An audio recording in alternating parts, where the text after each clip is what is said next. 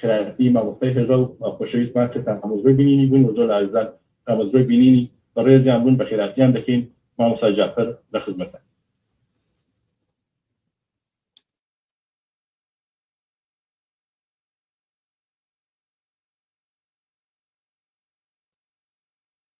زۆر سپاس دۆستان، زۆر سپاس بۆ میوانداریتان، زۆر سپاس بۆ هەموو دۆستانەی کە لێرەن و تشریفیان هێناوە ئەمڕۆ. زۆر سپاس گەورەیتان کرد. ئەمە دیارە زۆر ئۆگری زمان و کولتوری خۆتان دەنا یەکشەمبەی خۆتان بۆ قسەی من تەرخان دەکات. زۆر بەخێر بێن. هەموو شت تەواوە لە لای تۆ کاتمەکیش هەموو شت دەبینی سڵایدەکان. زۆر باشە، زۆر باشە. هەر بژین ئەوەی بزانم گۆمی فێڵاوە بەدەوە کە دەست پێ بکەن ڕێگان بدەن من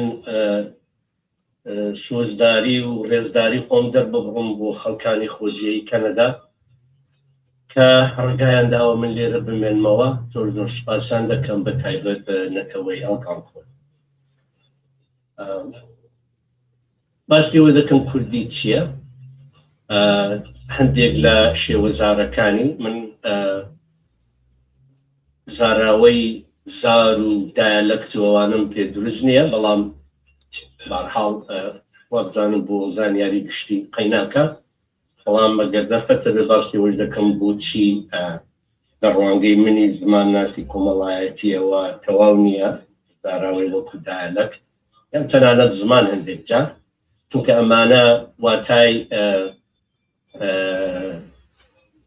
سیاسی هەڵدەگرن بمانەیەوە نەمانەیە. پاشان هەندێک باسی لێکۆڵینەوەکانی زمانەوانی دەکەم، زمانی کوردی ئیتر لە عەلی تەڕەماخی و دوایی کارزۆنی ئەوانەوە هەتا ئەمڕۆ بۆی کە نیشان بدەم کە مام هێمن گوتەنی ئاستۆ ڕوونە سەرەڕای هەموو کەند و کۆسپ و کێشەکانی کە کورد و زمانی کوردی پەیدا دەڕۆ ئاسۆ ڕوونە. من هەوڵ دەدەم زۆر قسە نەکەم بەڕاستی، چونکە لەوانەیە زۆرێک لەو شتانەی من دەیڵم ئێوە بیانزانن، بەڵام لەوانەیە هەندێک شتی نوێ بن بە تایبەت بۆ دۆستانەی کە زمانەوان نین یا کابی زمانەوانی نین. هیوادارم کەچی هەبێ هەندێک شتی نوێ تێدا بێ، بەڵام زۆرتر حەز دەکەم بچمە بەشی پرسیار و وەڵام بۆەوەی کە زۆرتر مناقەشەمان هەبێ و بەیەکەوە گفتوگوێ بکەین و ئێوەش بتوانن و پرسیارانە بکەن کە بەڕاستی بۆتان پرسیارە. ئایا ڕاستە کە زمانی کوردی هەشتەمین زمانی دەوڵەمەندی دنیاە؟ ئینستاگرام پڕ دەبێ و فەیسبوک دار و بەرد پڕ دەبێ و بەڵام دوایی دەگەڕێ دەبێ 50,000 ڕەبین بێنی هەتا دەقێکی کوردی بدۆزێەوە کە مەسەلەن 300 ساڵی تەمەن بێت. یعنی شتەکەت بۆ ناچێتەوە سەرسەر چی بەسەر بەرحاڵ بانەوە ڕادەست پێ بکەین. زمانی کوردی بۆ من گەورە زمانێکە کە هەندێک شێوەزاری هەیە. ئەو شێوەزارانە ئێستا دەچمە سەریان، هەندێکیان لە بواری پێکهاتەوە پێکهاتەی زمانیەوە، دەنگناسی، وشەناسی، ڕێزمان و ئاڵوگۆڕی مێژووی کە بەسەری داهاتووە زۆر لە یەک نزیکن، دوو لەقان دوورتر دەکەونەوە لە بنەماڵی سەرەکی کوردی. بەڵام زمان بۆ خۆی تەنیا پێکاتەیەکی زمانەوانی نییە، بەڵکو پێکاتەیەکی کۆمەڵایەتی زۆر لەبەر ئەوە پێویستەکە بواری ئێتنیکی زمانی بەیەکەوە تێکەڵ بکەین یا بڵێن نەتەوەی زمانی. ئەو کاتە بۆمان دەردەکەوێت کە ئەو شەژلقەی باسییان دەکەم کوردی، بەڵام زۆر جارە قسە دەکرد کوردی زمانێکی هەندێک ئەوروپیە. بۆ ئەمە شتێکی زۆر ساکارە. زۆر کەسیش کە دۆستانی دەوروبەری خۆم و لێرە و لەوێ لێم دەپرسن بۆیان پرسیارە حەز دەکەم بزانم بۆ کە بزانی زمانێک خزمایەتی هەیە، ئەوە نییە کە ئێمە بێنین بەڕێکەوت بڵێن ئەها فڵان شوێن بە شتێکتان بۆ بژێڕمەوە. سەردەمانێک لە ئیزاعەیەکی لە ئیزگەیەکی ڕادیۆ بوو، دۆستێکمانە بوو زۆر خێشیرم بوو، کەم ڕۆژ هەبوو بێتەوە ناوی نایێنم بانزدان چێە لەکوێژبوون ڕۆژ نەبوونەیەتەوە وشەیەکی اختراع نەکرد وشەیەکی نەدۆزی بێتەوە ڕیشەکێ نەدۆزی بێتەوە هەندێک لە شتەکانی ئەمە بوو مەسەلا دەکوت فەلەستین کوردیە لەما کوت چۆن کوت فەلە ئەستێن فەلە ئەستاندویە کوردیە ئەمریکا کوردیە خدمە گوت چۆن گوت ئەمریکا ئەمر دکە ئەمریکا بووە پاشی هاتە گوهارتن بووە ئەمریکا یعنی ئەمە نەبوو بە زمانەوانی ئەمە شتێکە وەکو هەندێک جار وەکو گاڵتەجاڕی دەچێ بەڵام هەندێک جاری بەڕاستی کە هەندێک دۆستان زۆر بەجددی دەکەن کتێبی چاپ دەکەن زۆر جیاواز نییە لەگەڵەوە چونکە دووشە وەکو یەک دەچێت نیشانەی وەینە ڕیشەیەەکە تۆ دەبێشت بدۆزیەوە یەکێک لەوان سوادش لێستە سوادش لێستە پێتا نیشان دەدەم سوادش لێست 100 هەیە 200 و چەندیشی هەیە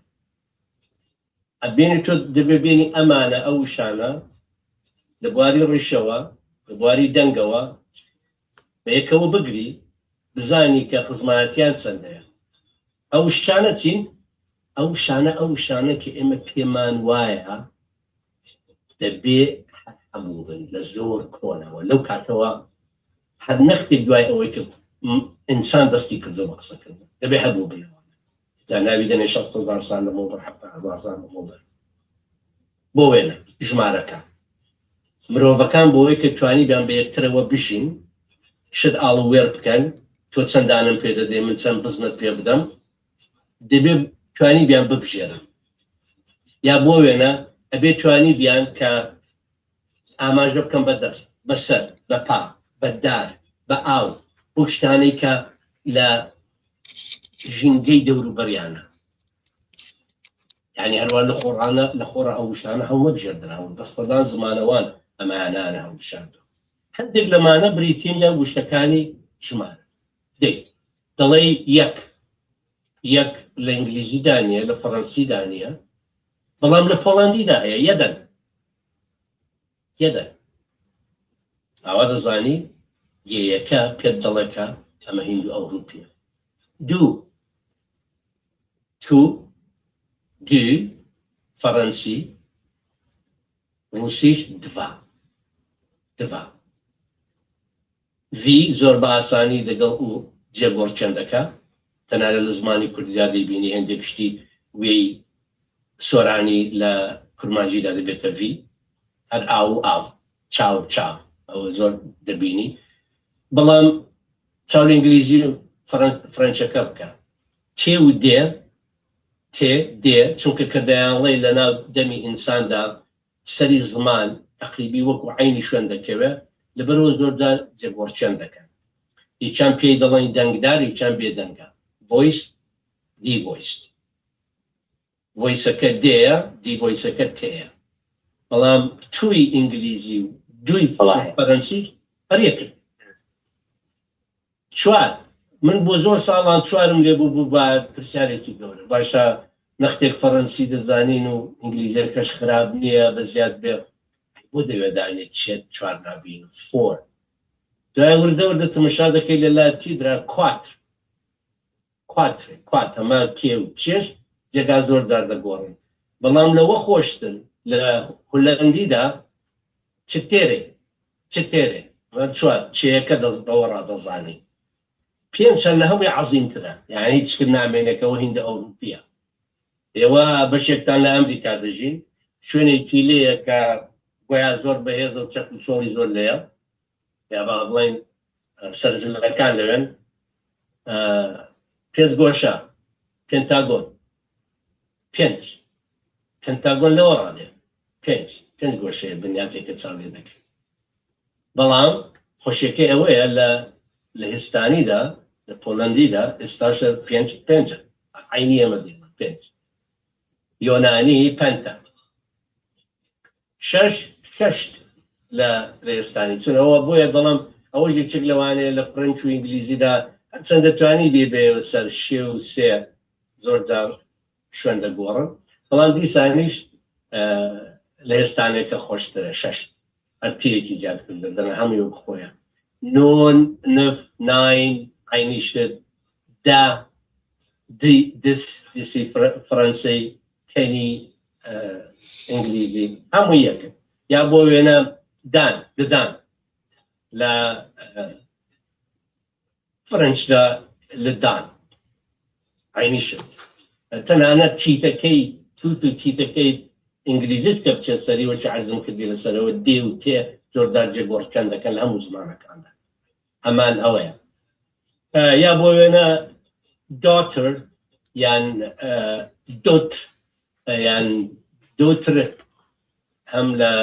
ئینگلیزی هەم لە سویدی هەم لە ئەلمانی ئەمانە هەمووی هەر ئەوشن فارسی دۆختار دێ باشە لە زۆربەی کوردەواریدا نەما بەڵام لە کرماشان ماوە دوێت ئەمان داتورە دوێت لە مکریان بووە بە دۆ ژنی ناو گەڕی داوەت دۆ ئەمانە دوێتەیە لەوێ بووە بە دۆ براکەوە زۆر ئاشکرایە ئیتر لە زۆر زمانەکانی دیکەشدا هەیە ڕادەر و ئەمە بەڵام لە ڕوسیدا زۆر نزیکتریشە برات تێیەکی دەزیاد کرد ئەو ئاوا دەزانی و زمانە هەندی ئەوروپیە یعنی ئەگە بتەوێت تۆ بزانی خزمایەتی زمانەکان چۆنە دەبێت بەم جۆرە هەڵسەنگاندنانەوە بنووسین نەگەوەی کە فڵان وشە بڕێک بەگوی وێ دەچێ و کەوابوو ئەوە دەبێت ئەو زمانە سۆمەری بوو فڕی بەسەر زمانەوانیەوە نییە کوێدا بوو بە سۆمەری بە چ قاعیدەیە بە چ زمانەوانی بەخۆی زانستە عیلمە خۆ ئەوە نییە تۆ لە چایخانەدا بنیشی بە پێت خۆت شتێکت بە زەیندا بێ و بڵێ حەوت مەشن دەکوێندا دۆزیەوە دەبێ ڕێستایەکە بێت دەبێت بناغەیەکە بێت دەبێت لێکشوویەک هەبێت زمانی کوردی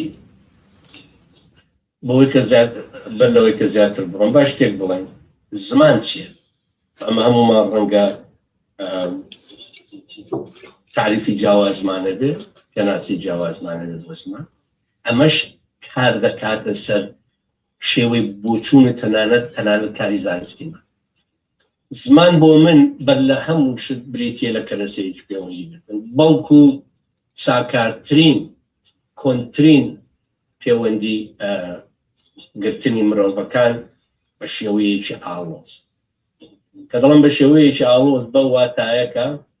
لەو کاتەوە کە ئێمە توانیمە باسی شتێک بکەین لەگەڵ یەکێکی ترکە لێرە نییە بەبێ زمان زەحمەتە بتوانین ئەمە بکەین لەو کاتەوە کە توانیمان باسی 20 ساڵ لەمەوبەر بکەین لەو کاتەوە کە توانیمان پێشبینی 20 ساڵی داهاتوو بکەین ئەمە بەهێزی زمان دەکرێت کەوا بوو زمان هیچێک لە بەهێزترین و لە هەمان کاتیشدا کۆنترین و ساکارترین پەیوەندیەکانی کەرەسەکانی پێوەندی بەڵام زمان زۆرتر لە ئەمەیە زمان هەروەها گرنگترین کەرەسەیە کە ئێمە ناسنامەی خۆمانی پێ دیاری دەکەین ناسنامەی ئەوانی تری پێ دەژێڕینەوە و پێی لە دنیا تێدەگەین بەبێ زمان زۆر زەحمەت بوو ئێمە بتوانین لە دنیا بەو شێوەی کە تێدەگەین تێبگەین زمان هەروەها بریتیە لە شوێنی خەزمکردن و پاراستن و ڕاگرتنی زانیاری مرۆڤایەت هەرچی ئێمە دەیزانین لە ڕابردۆکان هەرچی دەیزانین لە دووحوت و لەمەوبەرەوە لەو شتانێک کە خوێندومانەوە لەو شتانێک کە بیستومانن هەمووی لە سایانسەری زمانەوە بەهۆی زمانەوە ئێمە دەتوانین زانیاریەکان بپارێزین لە کۆنەوە بیانهێنین و بیان دەین بە بەرەکانی داهات کەوابوو زمان زۆر زۆر گرنگە ئەمانە پێمان دەڵێن کە زمان تێکەڵاوە نەتەنیا سیستەمێکی ڕێکوپێکی دەنگ یا ئاماژەیە بەڵکو تێکەڵاوە لەگەڵ لایەنەکانی کولتوری و سیاسی و کۆمەڵایەتی مرۆڤ جاکە ئاوا تێگەیشتین ئەو دەم ئێمە دەتوانین بڵێن کە زمانی کوردی سەرڕای هەموو جیاوازیەکانی کە لە ناوخۆیدا هەیەی لە ئاستی پێکاتەی زمانیەوە زمانێکە یەک زمانە لە بواری ئەوەی کە بە ئینگلیزی پێدەڵن ئێتنۆلینگویستیک لەلایەنی با بڵێن نەتەوە زمانیەوە لەلایەنی پێکهاتەی زمانی پێکهاتەی زمانیەوە گەر تەنیا ئاوە چاوی لێ بکەیت زۆربەی هەرە زۆری زمانەوانەکان بەتایبەت ئەوروپیەکان و ئێستاش بەشێکی بەرچاوی ئەو لاوانەی کە خەریکم پێدەگەن خوێندکاری دکتۆرای زمانەوانین یا دکتۆرایان تەواو کردو بەم زوانە ئەمانە چ لەدان خۆی وڵات بن چ لە دەرەوە زۆربیان پیان وایە کە لە بواری پێکهاتەی زمانیەوە زازا لەگەڵ زازاکی و هەورامی لە بواری پێکهاتەی زمانیەوە بەڕاستی سەر بە کۆمەڵە زمانە کوردیەکانی ئەوکو جیاوازیان زۆرە لە بواری دەنگسازیەوە وشەسازی و مۆرفۆلۆژیەوە ڕێزمانیەوە سنتەکسەوە و تەنانەت وشەوە بەڵام زمان بۆیە پێناسەکردنی زمان گرینگە کە تۆ چۆنی تێدەگەی بەڵام لە بواری نەتەوە زمانیەوە ئەمانەش بەشێکن لە زمانی کوردی بە چ واتایەک بە واتایەکە نەک دە زمانەوان بەڵکو 10,000 زمانەوانی ژەکە بڵێن ئەوانە کوردینین خەڵکەکە زۆربەی هەرە زۆری خۆیان بە کورد دەزانن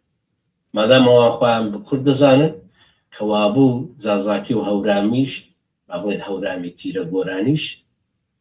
لە بواری نەتەوە زمانیەوە سەر بە زمانی کورد ئەوەی کە من لێرە نیشانم داوە هیوادارم بیبینن دەبینن کە لە بەشی تورکیا ئەگەر بتوانم ماوسەکەم بگۆڕم ئەمە زازاکیە ئەمە دەتوانین بڵێن نوێترین نەک دەتوانین دڵنیام نوێترین نەخشەی زمانی کوردیە براتان دروستی کردو لەگەڵ پرۆفسۆر ئێریک ئاننبی کە بەرپرسی ئەتڵەسی زمانی زمانەکانی ئێرانە نەک زمانە ئێرانیەکان زمانەکانی ئێران کاری ئەمەیە ئەتڵەسێکی گەورەی هەیە لە کاتەوە دەتوانم پێتان نیشان بدەم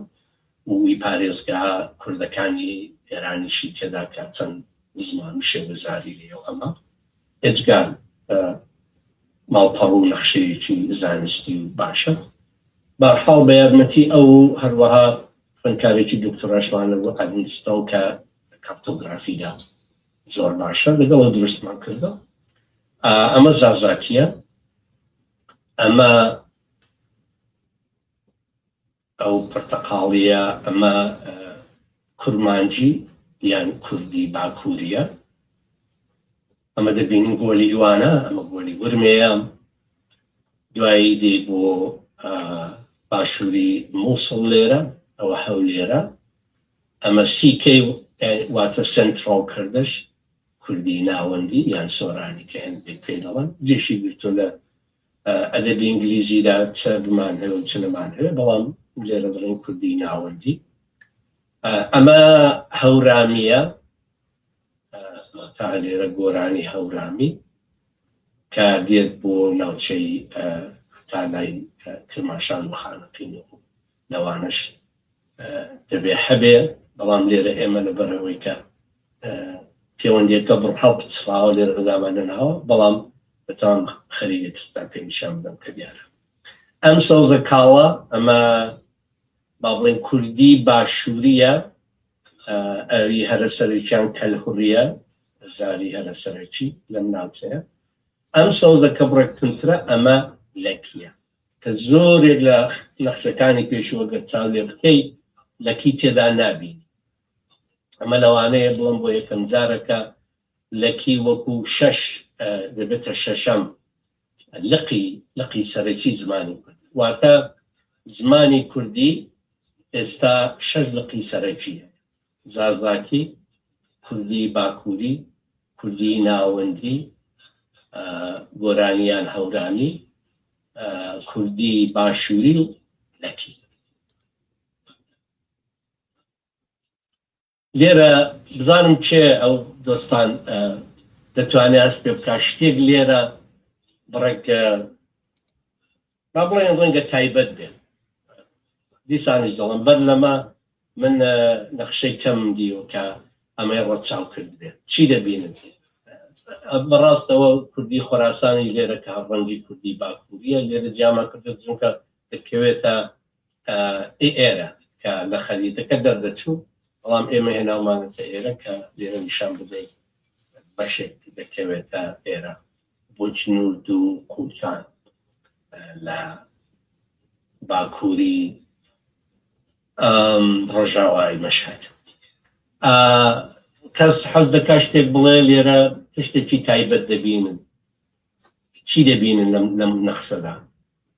کە سەرنج و ڕابکێشێ کە بڵێن ئەمە جیاوازە لەگەڵ نەخشەی شنگال شنگال لە جێی کەش هەیە بەڵام جیاوازەکەی فەرقی چێ مەسەن لە شنگال هەیە.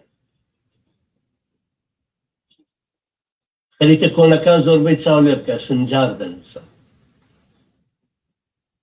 زۆربەی هەرە زۆریان بە تایبەت ڕۆژاوایەکە چیتر ئەوە پێم وادە سەر هەوداکەم پێدا چیتر دەبینن.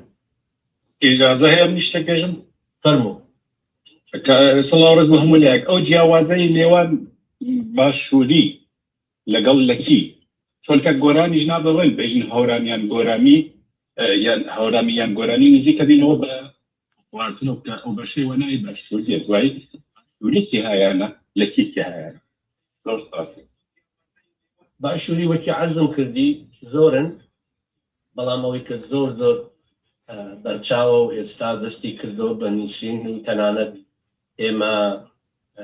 ڕۆمانمان هەیە سەزا و بەیانیە چاوم لە یەکیان دەکرد کەلهوڕیە. کەلهوڕی زۆر هەڵسوڕە دانیشتن و کۆڕ و کۆبوونەوەیان لەو ناوچە زۆرە لەلای خانەقین دەستی پێ کردەوە. ڕۆمانی پێنووسراوە گۆبارێکی پێ دەردەچوو نازانم ئێستا شەر دەردەچیاندا بەڵام کەلهوڕی ئەوی هەرە سەرێکیانە. دەگەڵ لەکی هەندێک جیاوازی هەیە جیاوازیەکان زۆر لەوەترن کە ئێستا باسی بکەم کتێبێکی نوێمان دێتە دەرە بەردەستە کتێبی زمانی ئاکسفۆرد بۆ زمانی کوردی کە چاپخانەی زانکۆی ئاکسفۆرد چاپی دەکات ئێستا ئەوە خەریکی دکتۆر ڕەحیمی ئاگادارە خەریکی پێدا چوونەوەی وتارەکانین کە لەوێەوە بۆمان هاتوونەوە یعنی واتە نزیک بووەتەوە لە چاپکردن لەوێدا بە وردی وتارێکی درێژ ئەم لەسەر کوردی باشووری هەیە هەم وتارێکی درێژ دکتۆر سارا بەلالی کە بە ئەسڵ ئیتالیە بەڵام جارجۆر قسەڵەکە دەزانێت ئەو نووسیوێتی زۆر باش لێکی داوەتەوە کە جیاوازەکانیان چییە و بۆچی پێویستە وەکو شێوەزارێکی جیاواز لە کەلهوڕی چاوی لێ بکرێت. بەڵام دەتوانین کورت و کرمانجی بڵێ کەلهوڕی لەکی هەردێکە لە نێوان لۆری و باقی زمانی کوردیدا بە تایبەت پردێکە لە نێوان زنجیرێکە کە لە نێوان لۆری و کوردی باشووریان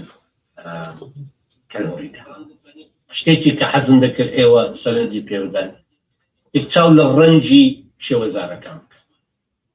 ئەم ڕەنگانە لە خۆوە هەڵوەرژێنراوە بۆ وێنە ئێوە ڕەنجی شینێکی تۆخی ئاسمانی نابینن بۆ چونکە ڕەنجی عەردەمە نییە کە چاو لێ دەکەن ئەمانە هەموو ڕەنجی عەردن ڕەنجی خاک کە دەگەڵ پرۆفێسۆر ئەننبی دەمانەویست ئەمە بڵێن کە زمان لە خاک گیان ناکرێتەوە چۆ ئەو ساتە زمان هەڵبەکەنی لە خاک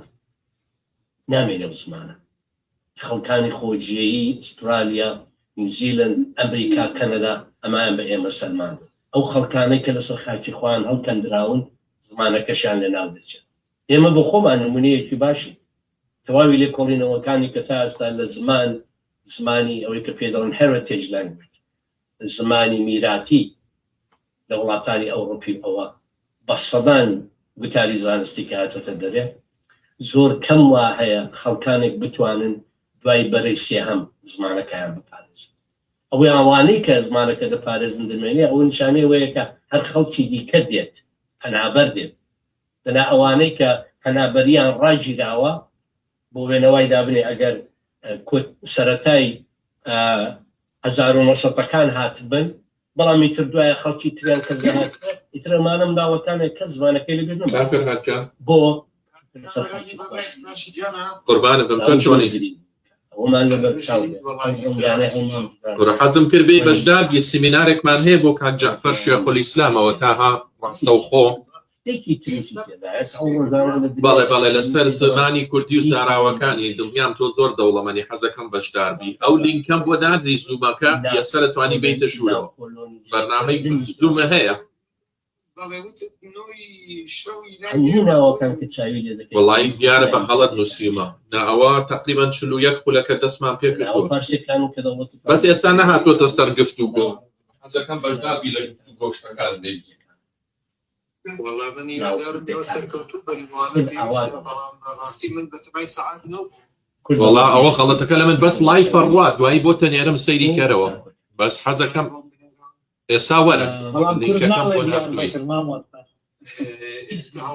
باش هەر هاتی ئاگادارم کەرەوە لێەوە بۆی قوربانم سەرچەم ئەوە دوای باسی دەکەن لەگەڵ ئامادە جنابی دکتۆر جعفەر لە نەخشەکەی نیشانتدا لە بەشی باشوور لە جێگەی بە لەک ناساندوتە و فەرموود لەک وەکو پردێکە لە نێوان لڕ و کەلهۆر ئەوام لێرە لەو نەخشەی نیشانتداوە هیچ جێگەیەکت نەداوە بە لڕ سپاس دەکەم ئێستا جەنابەت باست کرد دەمەویست دوای مەسەری بەڵام باش تێک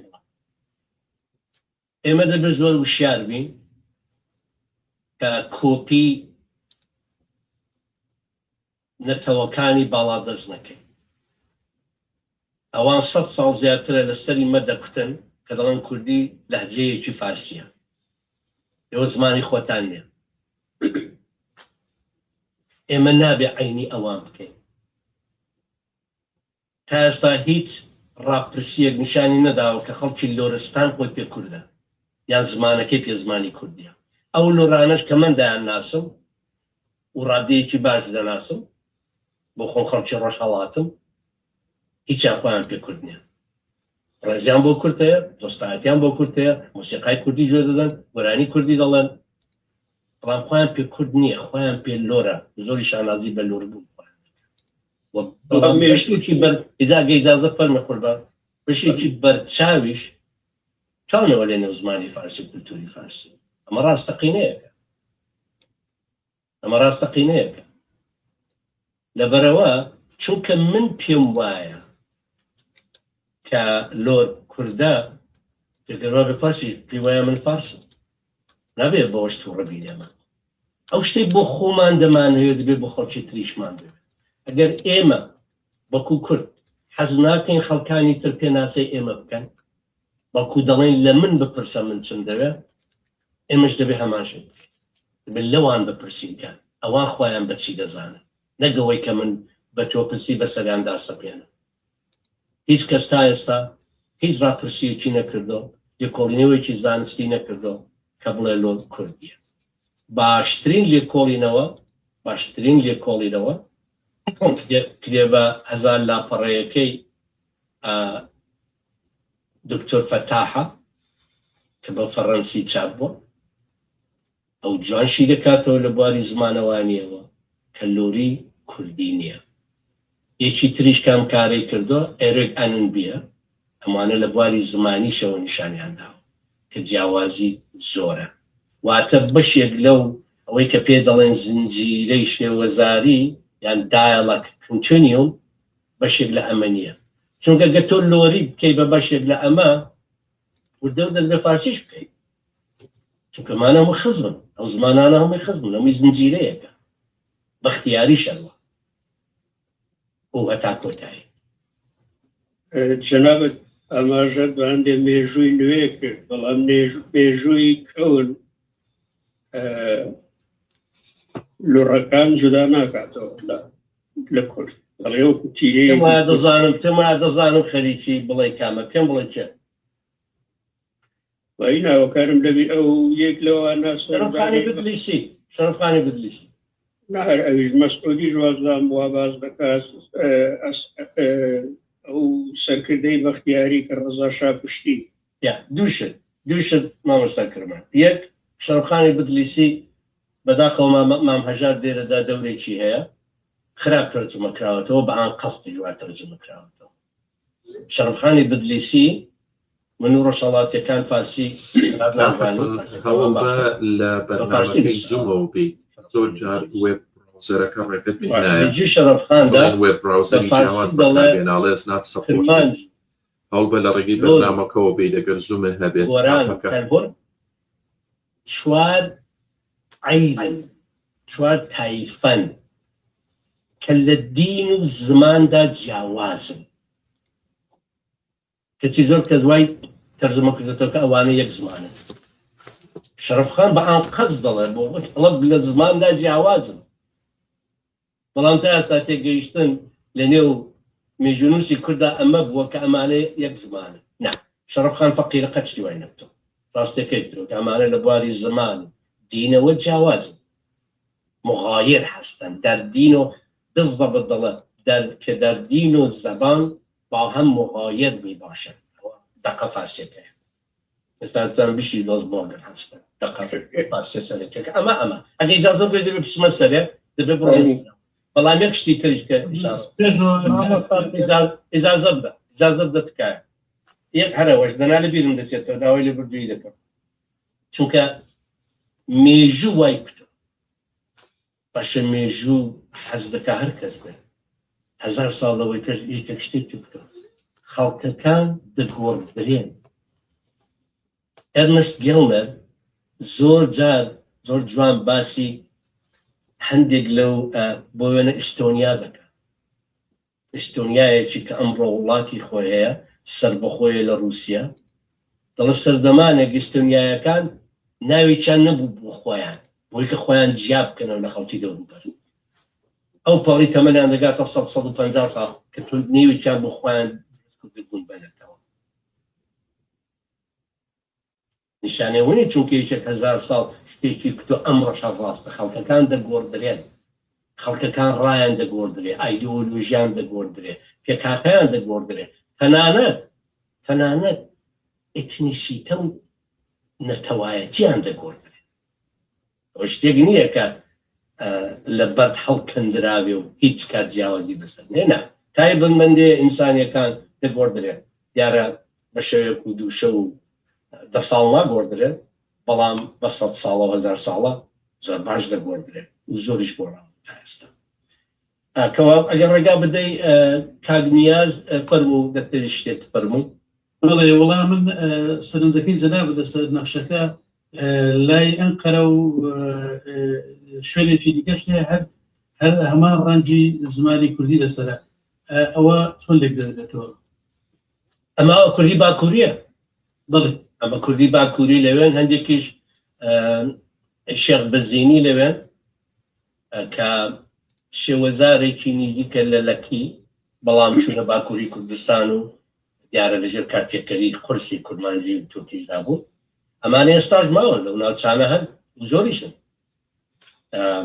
تا ئێستا لەو دوایانەدا چەند لێکۆڵینەوەی باش کراوە لەسەر شێخ بەزینی شێوەزاری شێخ بەزینی کە زۆر سەرنجڕاکێشە هەتاو کۆتاییانەش کەس نەیدەزانێت. کرمانجەکان دەیانزانی شتێک هەیە کە هیوان نییە وەکووان نییە زازاکیش نییە، بەڵام بۆیان ساغ نەدەبوو. دوای ڕوون بووەکە لە کەلهوڕی لەکی نزیکە، بەڵام ئیتر زۆر ماونەوە لەو مانتیقە و کەوتونە جەر کرمانج. کوردێکی زۆر دوور خراونەوە ئەو خەریتە ئەوەش دەڵێ ئەوە پرسیارە زۆر جوانە و مەسەلەن کورد بۆ لەوێ زمانی کوردی ئەوانە بەشێکی زۆری دوور خراون، بەشێکی لەبەر کار و ئەمە کۆچیان کردو لە ناوچەی باشووری ناوچەی باکووری کوردستان کە چوون بۆ کار و زەحمەت و ئەوە لەوێ ماونێت، بەڵام بەشێکی دوور خراون بۆ وێنە سەردەمانێکن بۆ خۆم کە لەوێ بووم ساڵی 1970 سەردەمی پەنابەریم لە شاری کرشەهیل لەو مەنتیقەیە پڕ بوو لە کرمانج. جارێت تۆ چوو وایە ناو بازاڕ زۆربەی نانەواچی و قەساب و زۆرێک لە بەقاڵەکان و ئەمانە هەمووی کرمانج زۆر بە جوانیش کرمانجیان قسە دەکرد بە دڵێمە. ینی ئەوەتە گەوێرا بەیانەوە دن و بڕێک شەبکەتون بوو بەجێ قسەمان دەکردێک لە بەرچاوی خەڵکی تر. بەڵام بەرحاڵ بەڵە هەن ئەوەش بۆ خۆی سەرنج ڕاکێش دەکات ئەو هەموو ئاڵ و گۆڕ و تێکەڵاویە ئیتە بەشێکی زۆری ئەو زۆر مستەمەیەکە لە کورد کراوە ئەمە خوێندنەوەیەکی زۆر باشە مەسەلەی مامۆستاجیان پێشەوەی هەر لەسەر نەخشەکە بڕۆی منی پرسیارێکم لەسەرەوەی شیمالی ئێران هەبوو کە ڕەنگەکەیت کورمانجی کردووە من بۆ خۆم فیلمێکی دۆکۆمنتاری بە سپارشی لەوێ ئەوەمان کرد کە لە سەریان کار بکە فیلمێکی 2 ساعتەیە ئەوان زۆربەی هەرە زۆری بە زاراوەی کەڵهوڕی و نزیک لە لەچی قسە دەکەن ئەوەی باکووری ئێران 5 گوندن کە ڕەنگەکەیت کرمانجی کردووە زۆربەی هەرە زۆریان ئەو زاراوەی قسە دەکەن کە لە کرماشان و ئیلام و خواریی خێن زۆر تێبینیەکی وەردە ئەنانەت هاورامیشیان هەیە بە بەخشن پەڕیمە ناو کاکەیە چۆخاڕۆستان ئێستا پێتانەوە هەموو داکیمنت کراوە خوێندکارێکمان تازە حەمیدە پشتیوە تازە دکتۆراکەی تەواو کرد پارێزگای گیلان هەموو دێ بە دێ چووە ئەوەشتان پێ نیشان دەدەمەگە دەرفەتە بوو ئەمە زۆر تێبینیەکی وەردە کاگامانج بوو زۆر سپاس بەڵێ من بووم زۆر سپاس ئەمە هیچ بە دوور نییە هەڵی ئێمە بێ ئێستا کەوا دەڵێ هیچ بە دوور نییە هەڵی ئێمە بێ چونکە بەس ئەوەیە لانی کەم ئەگەر دەبوو ڕەنجی تریش بێت 100 دۆستێکی تروازان کاگەڕستی هەورامیشێ بەڵا هەورامیشە نزیکەی 40 گوندن لە ناوچێ ڕوودبار و ئەمە کە ئێستاش کوردی قسە دەکەن ئەوە ئەگەر دەرفەتە بوو لەو خەریتەی نەخشەی ئێرگانبی ئەو ئەتڵسی زمانەکانی ئێران نیشانی دێت زۆر سپاس ئەگەر ئیجازە بدەن وێن دێ بە تاڵا لەگەڵ کێوەکانی کەپکانی بەلوچستان جابا یەکشت ئەگەر بمانە هەموو ئەوانە بکەین دەبوو تەواوی دنیامان کرد بە خەڵخاڵە نەمان دەیژنەوە بکەین چونکە زۆرن لەمانە زۆر یعنی تۆ دەتوانی نازانم ئەو ڤیدیۆیانە دیوە من مەسەلە بۆ ڤیدیۆم دیوە چەند گوند لە دەوروبەری شیراز یعنی ئەو دەم دەبوو هەموو بکەینە خەڵخاڵە ئەو دەمی بڕێک ئاڵۆز دەبوو پێ نەمان دەویست ئەوەندەش ئاڵۆزی بکەین بەڵام ئەوانەی کە بەڕاستی زەخم و بەرچاون و تاڕابدەیەکی باش خەڵکێکی زۆری لێیە دەمانەیش دەوە نیشان بدەین بەڵام ئەمانە ببێشت هەمووی تێبینی باشن من زۆر سپاس دەکەم ڕەنگە یا ئەو ڕۆ دەرفەتە ببینەوە سەرەوە ئەوانە بنووسم یان دەنا دوای ئیمێڵی خۆم دەدەم هەرچی یان واتساپەکەم هەر کەسە شت و تێبینیکی بۆ منێرێ بەقەت ئەو دنیاە مەمنون چونکە بەشێکی زۆری خوێندنەوەی ئەم ڕۆژانەی زمان کولتور ناسنامە ئەوە شەر بەشێکە لەوەی کە عەرزم کردن بە ناکۆلۆنیزەکردن ئەوەیە کە تو زانیاریەکە لە خەڵکەکە وەربگری نەک ئەوەی کە بۆ خۆ لە دوورەوە دابنیشی تەما بگری و بڵێ ئەو خەڵکە ئەمەیە و زمانەکەشان ئەمەیە ئەوە دێتەوە سەرەوەی لۆرەکەش دەبێ لەگەڵ خۆیان قسە بکەیت خۆیان تێکەڵ بکەیت لەگەڵ زۆر سپاس مەمنون زۆر مەمنون ئەم گەڕێگان بدەن دەڕۆین مەسەلەی زۆر جار باسی ژمارەی کوردی ئاخێوەران دەکرێت ئەمە لە ئەو کتێبە نوێی کە لەژێر چاپدایە کتێبی بەردەستە کتێبی زمانەوانی کوردی بۆ ئاکسفۆرد کە ئاکسفۆرد چاپی دەکا ئێمە هاتوین چاومان لە ئەو ژمارانە کردو کە لە وڵاتانی دەست بەسەر کوردستان داگرتوودا پەیدا دەبن پاشان چاومان لە ئەو ئامارە کردو کە ئەنیشتوتوی کوردی پاریس دایناوە و چاومان لە یەکی تریش کردووە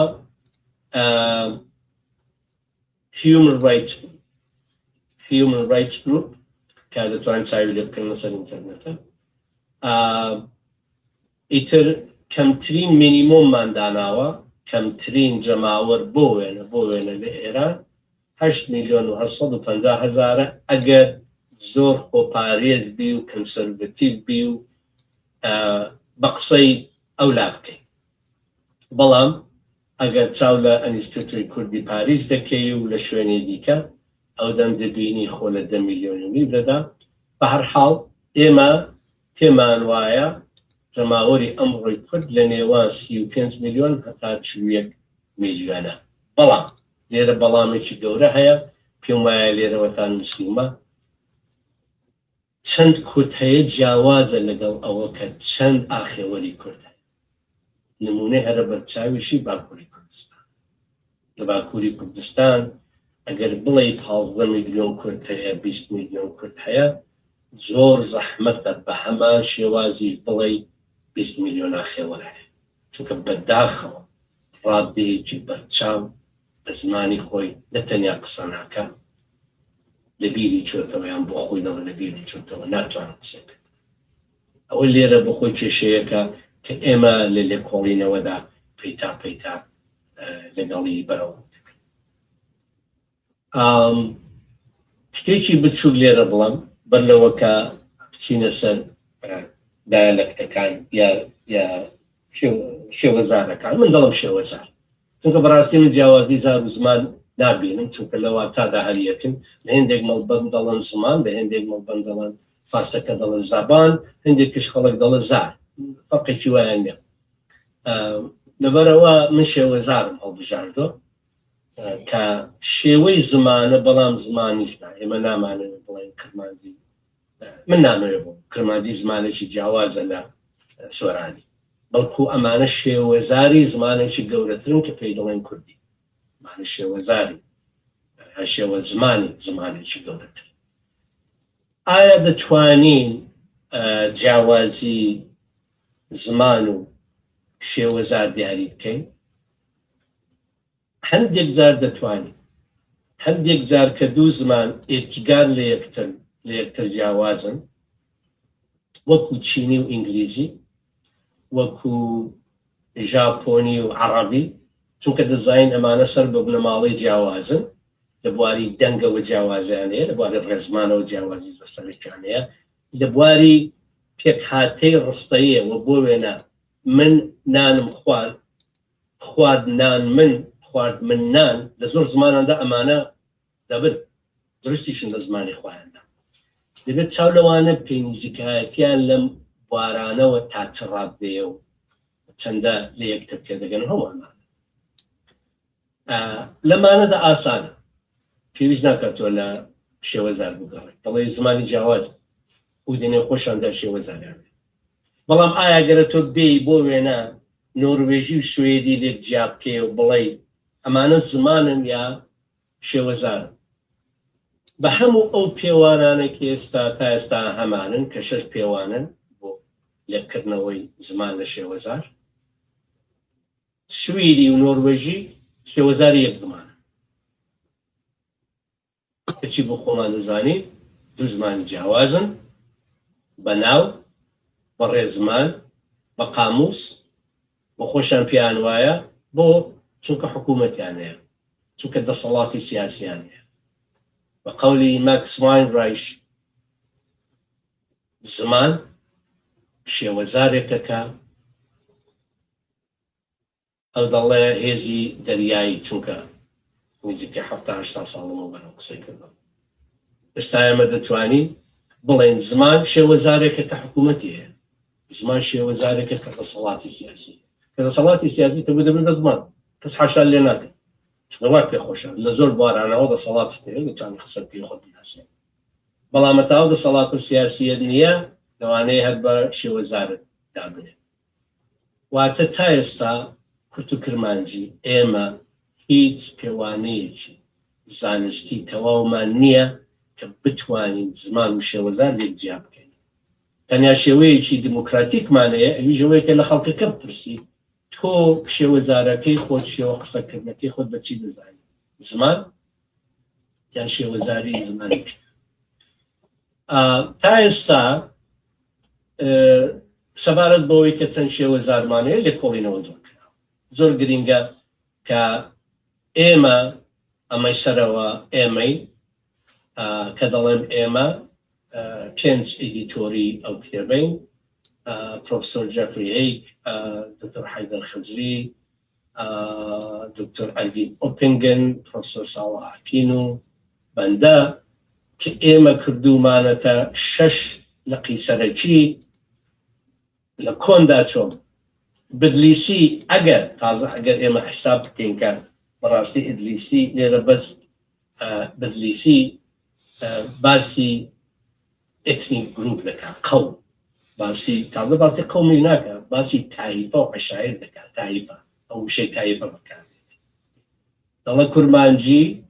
لۆر کەلخورد گۆران بۆچی لێرە ئاوامان نووسیوە لەبەرەوەی کە بکەوێتە دەستەی کوردی باشووری لە سەردەمی مەکەنزیدا کە بەبێشە کە تا ئەمڕۆژ وردبینترین و دەقیقترین خوێندنەوەی ڕێزمان و فۆنۆلۆژی و دەنگناسی زمانی کوردیە هەرچەند ئەو لەوانەیە هەندێک کورد حەزی لێ نەکەن لەبەرەوەی کە کوتی هەورامی و زازاکی وێناتی کوردی بن بەڵامی چکی نەبوو کە ئەم سێ سەرەکیە کوردین چونکە خزمەتەکان یەکجار زۆرە کوردی باکووری ئەو پێی وابوو لەقەیەکە ناوەندی پاشان کوردی باشووری ئەو هات زازاکی و گۆرانی هەورامی جیا کردەوە کە ئەمانە سەر بە بنەماڵەی ئاشکرای کوردی مامۆستا زەبیحی پێیان دەڵێ زاراوەی باکووری زاراوەی ناوەندی پاشان زاراوەی جنوبی یان باشووری وەرزان جەنابیان جنوبی بەکاردێت لەوێ مامۆستا زەبیحی وەرزانم یەکەم کورد بێت کە دەڵە دڵنیانی دەڵە دەزانم کە هەندێک لە ڕۆژاوایەکان هەوران و زازا جیا دەکەنەوە بەڵام من هێشتا بە ئاکامی خۆم دەگەیشت بۆ لە پێشجەکەی قاموسی زەبیحی کەم پێم وایە ئەمە زۆر جورئەتی دەوێت وەکو ئەو دەمی شتی وا بکە یەک زێنیان کاتێک دەڵێ شکم زۆرتر بۆەوە دەچم کە سودی بەرەوەی کە لەباری ناسنامەوە کە زۆر ڕاست بەڵام دەڵێ ناتوانێت جارێک دکتۆر فواد حەمە خورشید کە وا بزانم یەکێک لە یەکەمین نەخشەکانی کارتۆگرافی سەردەمیانە بێت کە دەیتا بۆ شێوەزارە شوردیەکان دەڵێ کورمانجی ناوەندی کوردی بەکار نایەنێ کورمانجی ناوەندی پاشان کورمانجی باشووری کە لێرەدا کەلهوڕی و لۆڕی بەختیاری تێدایە پاشان گۆران جیا دەکات وەکو شێوەزارێکی جیا دکتۆر حەسەن پوور تەقریبی هەر وەکو ئەوەی فواد حەمە خورشید ڕۆیشتووە کورمانجی سۆرانی ئەو دەڵ سۆرانی لەبارەی سۆرانی لێرەش شەڕح دەدات دکتۆر حەسەن پوور بۆ وای دەڵێ لەبەرەوەی کە بە ئینگلیزی دەنووسم دکتۆراکەم لە زانکۆیەکی ئەمریکیە خەڵک ئاوە سۆرانی دەزانێت سۆرانی چێ مەکاروسایی کرماشانی لێرە دکتۆرمی پێ دەڵێ کرماشانی کە ئەمە بەڕاستی ڕاست نییە کرماشانی نییە چون لەگەڵەوە لە ئێستا فارسی کرماشانی لەوێ جافی قسەی پێ دەکەین کرماشانێکە هەو نییە لێرەش دکتۆر حەسەن پوور هەر وەکو فواد حەمە خورشید هەورامی و گۆرانی و زازا هەمووی دەخاتە خانەیەک بنەماڵ دوایە بێتە ئیزەدی هەندێک لی ئێمە جیا دەبێتەوە بە واتایە کە کوردی باکووری کوردی ناوەڕاست دوایە کوردی باشووری گۆرانی ئەو لێرە دەخا هاوێتە ئێرە بەڵام دوایە دیسانیش لێرە بەرجای دەکاتەوە لەگەڵەکی بەڵام زازاکی لێرە بە تەنیادا بنێ ئەمە وا بزانم یەکەمینیان بێ کە زازاکی جیا دەکاتەوە لە گۆرانی زۆر کەس وەکو حەسەن پوور و فواد حەمە خورشید و ئەوانی تر تەنانەت لێرە زەبیحی گۆرانی و زازا دەگەڵ یەک دەخات بەڵام ئەمانە جیایان دەکەنەوە ئیتر دوایە ئێمەوە چ عەرزم کردن ئێمە بە پێداچوونەوەی هەموو ئەمانە ئیترەوە دەبێ نووسینەکە ببینن کە ڕەخنەکان لە چۆدان بۆچی پێمان وایە ئێستا 6 لقی سەرێکی زمانی کوردی باکووری یان کورمانجی، کوردی ناوەندی یان سۆرانی، کوردی جنوبی باشووری کەلهوڕی وەکو شێوەزاری سەرەکی، زازاکی یان دملی یان کورمانجکی، هەموو ئەمانە ڕاستن کەوی بە خۆی سێ شێوەزاری جیاوازی هەیە. پاشان گۆرانیە هەورامی، چونکە گۆرانی کۆنترە یا با بڵێن گۆرانی ئەدەبی نووسراو بۆ کۆینە بۆ کاتی خۆی، بەڵام پێمان وایە کە هەورامی وەکو کۆنترین شێوەزاری گۆرانی ماوە و ئەو تایبەتمەندی شێوەزاری کۆنی شێوەزارە باکوور ڕۆژاواییەکانی زۆر پاراست لە کلیشکە جیاوازە لە ئەوانی تر. ئەوە بزانم ئێرە بەس بێ، ئەگەر پرسیار وشتان هەبێ من زۆر خۆشحاڵ دەبوو کە دوایە باسی بکەین وەڵام بدەینەوە. بەڵام هەتا ئێستا بە ئەوە بڵێ ئێمە دوو شێوە ستانداردمان هەیە، کورمانجی و کوردی ناوەندی یان کورمانجی و سۆرانی، کە دەڵێن ستانداردن بە چواتایە. ئێمە ستاندارد ئەنواعی ستانداردمان هەیە کە لە کۆمەڵماسی زمانی ستاندارد دەخوێنینەوە. ئێمە ستانداردی کەونارامان هەیە وەکو لاتین، عەرەبی، تەنانەت فارسی، تامیل، ئەمانە زمانی زۆر کۆنکۆنن. پاشان ستانداردە مۆدێرنەکانمان هەیە، ئەوانەی کە با بڵێن تەمانی ستاندارد بوونیان بەرەو 250-300 ساڵ دەڕوا، ئینگلیزیە، فەڕەنسیە، ئیسپانیاییە، ئەمانە. پاشا ئێمە لاوە ستانداردەکانمان هەیە، زمانە لاوە ستانداردەکان، ئەوانەی کە ڕەنگە تەمەنی پرۆسەی ستاندارد بوونیان بەرەو 100 ساڵێک، وەکو باسک، کاتالۆنیەن، وێڵش، زۆرێک لەمانە، کۆرسیکا، ساردینیەن، کوردی لەوە پێی دەڵێن گەنج، زمانی ستانداردی گەنج یان زمانی گەنجی ستاندارد، زمانی لای ستاندارد. دوودانەمان هەن، پێمان خۆش بوو پێمان ناخۆش بێ، هەردووشیان ڕەتی ستانداردی خۆیان گرتوۆتە بەر. ئەگەر حەستان کرد دوایەتوانین باسی ئەوەش بکەین ئایا ئەمانە چون زۆر جار ئەوە دەپرسن دەکرێت ڕۆژێک ڕۆژانێک بگرنەوە، ئایا گەریەک نەگرنەوە ڕێگا هەیە بۆ ئەوەی کە زیاتر بتوانن بە یەکەوە پەیوەندی بکەن، ئەو نەڵێن نوچە ئەو لەولا بڵە دەنگ و باس، بەڵام دوای ئەو لەوێ دەنگ و باس یەکی تر هەر لەوێ دڵە هەواڵەکان، ئایا ڕێگا هەیەمانە لێک نزیک کرێنەوە گەر نەبن بە یەکیش. بۆ وێنەی تر مایکل شاعر لەسەرەوە کاری کردو کە چۆن لیچانیجی بکەیەوە، بەڵام نەکتێکەڵام دوودانە شێوە ڕێنووسمانە ئێستا یان شێوازی نووسینمان هەیە، سیستەمی نووسینمان هەیە، لاتین و چاکراوی فارسی عەرەبی یان ئەمریکا هیندستان حەز دەکەم پێی بڵێم ئارامی. بەڵام چوار دەستەشمان هەیە کە یان ستاندارد نەکراون یان لە پرۆسەی تازەتری نوێتری ستاندارد بووندان. لەوانە من پێم وایە زازاکی لە پێشترە لە هەمویان، بۆ یەکەشی ئەمەیە کە دەستەی واتە و هەندێک لە زمانەوان و چالاکەکانی زمانی زازاکی لە ڕۆژاوا خزمەتێکی زۆریان کردوون، لەم ساڵانی دواییشدا لە دەوروبەری ئامەد و ئەمە زۆر خزمەتی کراوە. ڕوابوو زازاکیە دوایی وابزانم ئەوەی کە زۆرتر بەخۆی داهاتوو لەم ساڵی دواییدا بۆ ستاندارد بوون کەلهوڕیە. دوای ئەو هەورامیە، هەورامی بەرحاڵ دەتوانین بڵێن کوونترین نووسینمان ئێمە مەلاپەڕێشان بە هەورامی هەیە کە وابزانم خۆ لە 400 ساڵەمەوە وەردەدا. دواییش لەکیش لەم دواییانەدا چالاکی خۆی هەیە لە ناوچەی ئیلام و زۆر هەڵسوورن کە خەریکە لەوانەیە بەڵگەم بەدەستەوەنە لێرەدا کە بەڕاستی بەجددی هەنگاوان هەڵی ستاندارد دەبێت دۆستان لێرەدا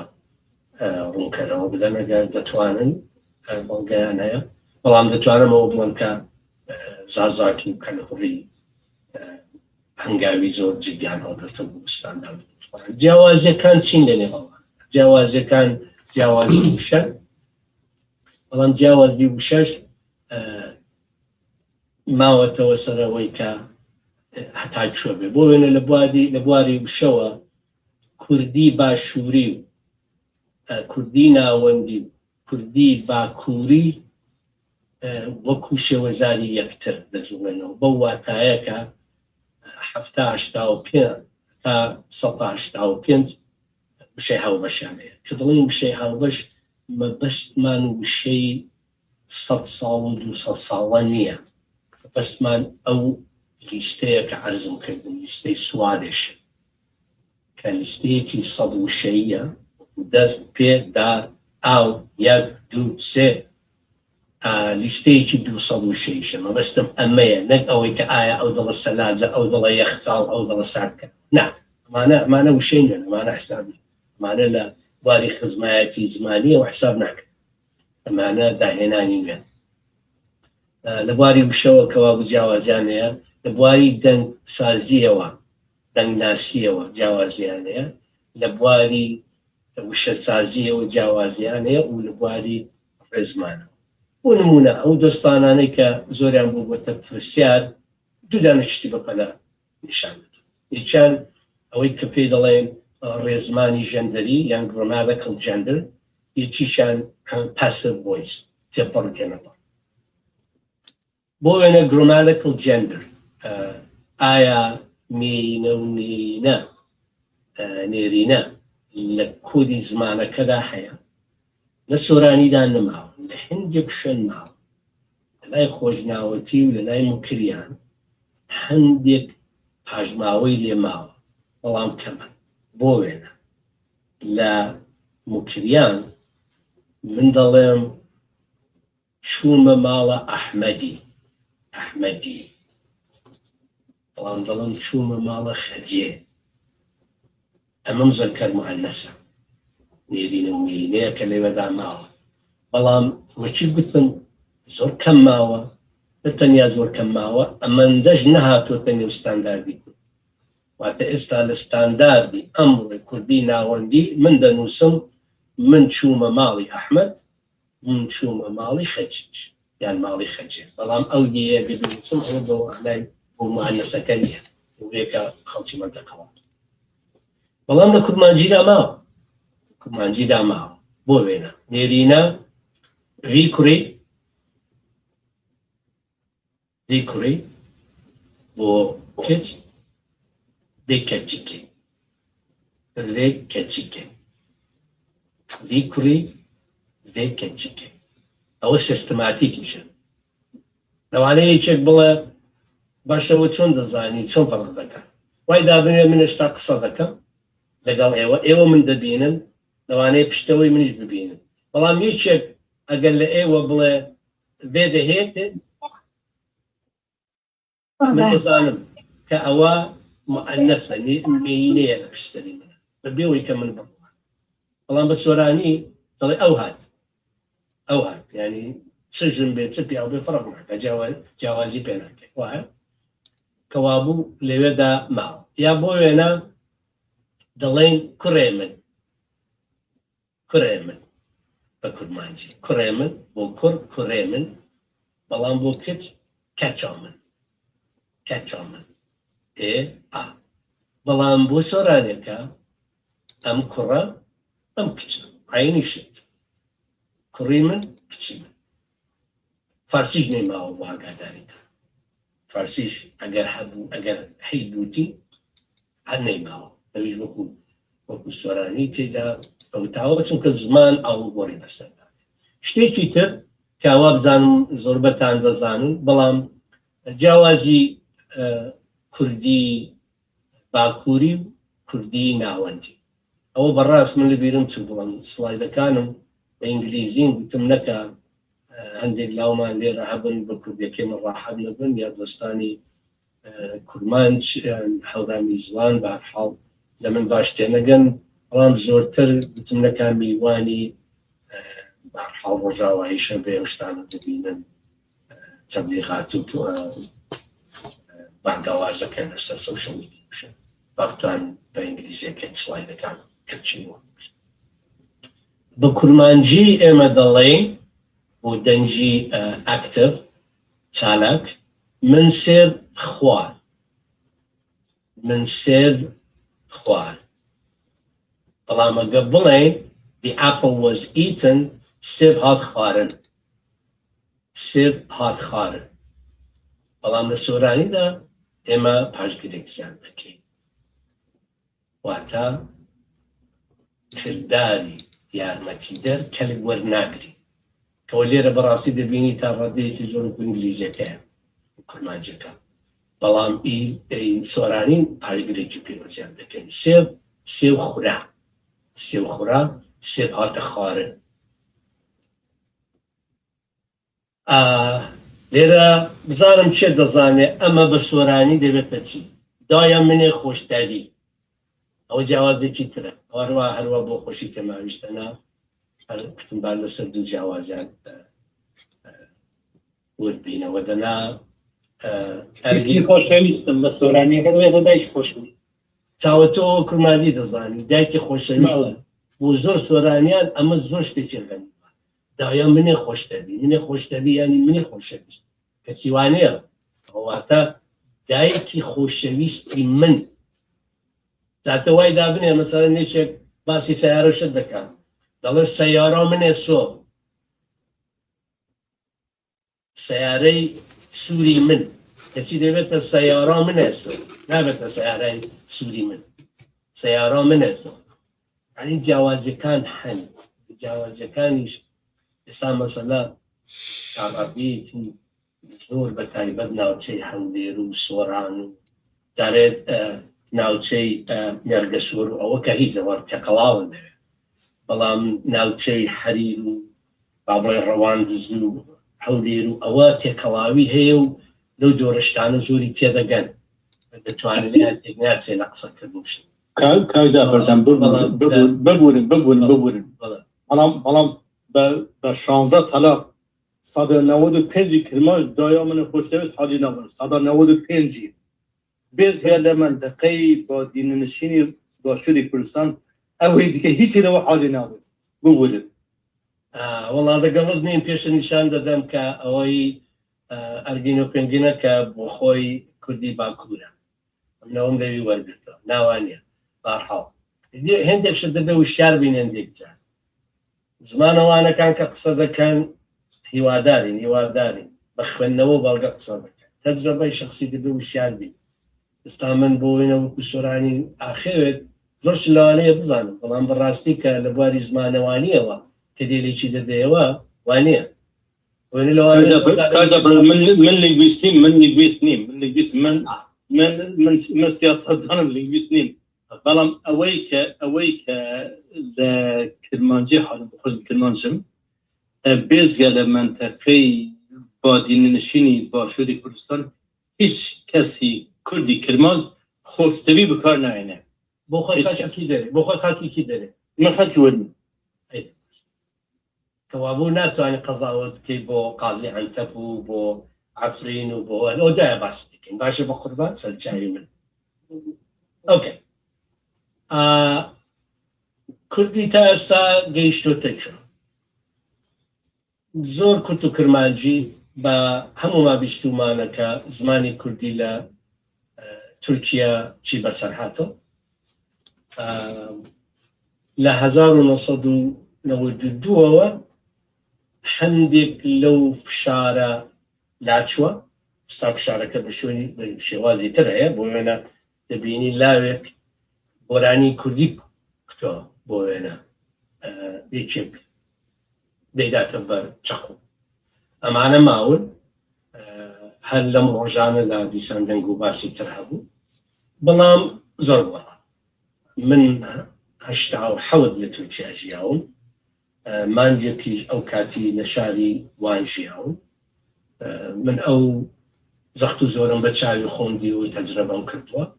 بەدەیان کوردم بینی ئەو کاتیکە تەنانەت دەگەر زانی بیان کوردی قسە بکە نایان لێراوە قسە بکەن بۆ وێنەرێن و پاستان شوێنی تر بەڵکو لە شاراوەدا بەدسی ئەمە هەبووە بەڵام زۆر گۆڕاوە ئێستا بەهەرحاڵ لە پۆلی پێنجەوە هەتاوە بزانم هەشت بۆی هەیە کە وەکو مادەیەک وەکو وانەیەک زمانی کوردی بگوترێتەوە دیارە ئەویش مەرزی زۆر هەیە واتە لە زۆر شوێن خەڵکەیە بەڵام دەبێت ژمارە قوتابی بگاتە ئەمەندا بەڵام ژمارەکەی 15 یا 20 کە لە زۆر شوێنان لەوانەیە 15 قوتابی تۆ بۆ کۆنە بێتەوە کە بۆت کۆنە بۆ ناتوانێت دەبێت مامۆستا هەبێت دەبێت کتێب هەبێت ئەوەندە ئەگەری بۆ داناوە کە لە زۆر شوێن بەداخەوە ئەمانە دەبنە بەرحەڵست و خەڵک سارد دەکەنەوە لەم دوایانەدا دەنگ و باسێکم بینی وە بزانم لەسەرێکی لەو هەنەبی جوانانی باشووری کوردستان بوو کە دەڵە باشتر بووە خەڵک ئێستا زۆرتر ئۆگرە و زۆرتر فێر دەبێت کە شتێکی باشە ماوەیە جەنوبەر خوێندکارێکی ئەرمەنی خەڵکی تورکی ئەمانە بوو کە منداڵەکەی ڤیدیۆی نیشاندا منداڵەکەی بچێتە کلاسی کورمانجی لە ئەمە زۆر بەلامۆسان جێگای بووێت کە منداڵ ئەرمەنیەکی بچێتە ئەنێ ئەو نیشانەوەیە کە وانەکان خەریکن بڵاو دەبنەوە پەرە دەگر و ئەوەی کە لە زمانەوانی ئێمەدا پێدەڵم پرستیژ نەوەی پرستیژ پەیدا دەکات نەوەی کڕێز پەیدا دەکات کە تەنانەت غەیرە کوردیش دەچێت ئەمە زۆر هیوادارین وەزعەکە باشتر بێت لە ڕۆژاوە دیسان بۆ خۆتان وەزعەکەتان بینیوە لە 2013ەوە بە تایبەت ئەو کاتی کە ئەو ڕاگەیاندراوی قانونی وەکو دەستورێکی کاتی ڕۆژاوە هاتە دەرەوە 2014 کوردی لە پاڵ عەرەبی و سیریانی بە زمانی یانەوە ئینگلیزی دەڵێن و ئەرەمەیەک یان ئەسیرەیەک بە زمانی ڕەسمی ناسێنران خوێندن بە زمانی کوردی بووە بەهەرحاڵ بخۆتان ئەگاداری دەنگ و باسەکەن کە لەم دوایانەدا فشار و تونگ و تیژی هاتۆتە سەر زمانی کوردی ئەوەی کە لە حەسەکە تابلۆی زمانی کوردیان وەلا ناو دوایەدایان ناو ئەمانە ئەو شتانەی کە بەداخەوە لە ناوچەدا بڕاوەکانی دەکرێت لە کەرکوو پشتی وا زۆر ڕوودەدا لە ناوچەی تر ئەمانە هەن بەڵام با ئومێد لە دەست نەدەین و هیوادارم بتوان لە ڕۆژاوە ئەو مافە زمانی کولتوریانەی کە هەیان بوو بیپارێزن لە کوردستانی لە ڕۆژهەڵات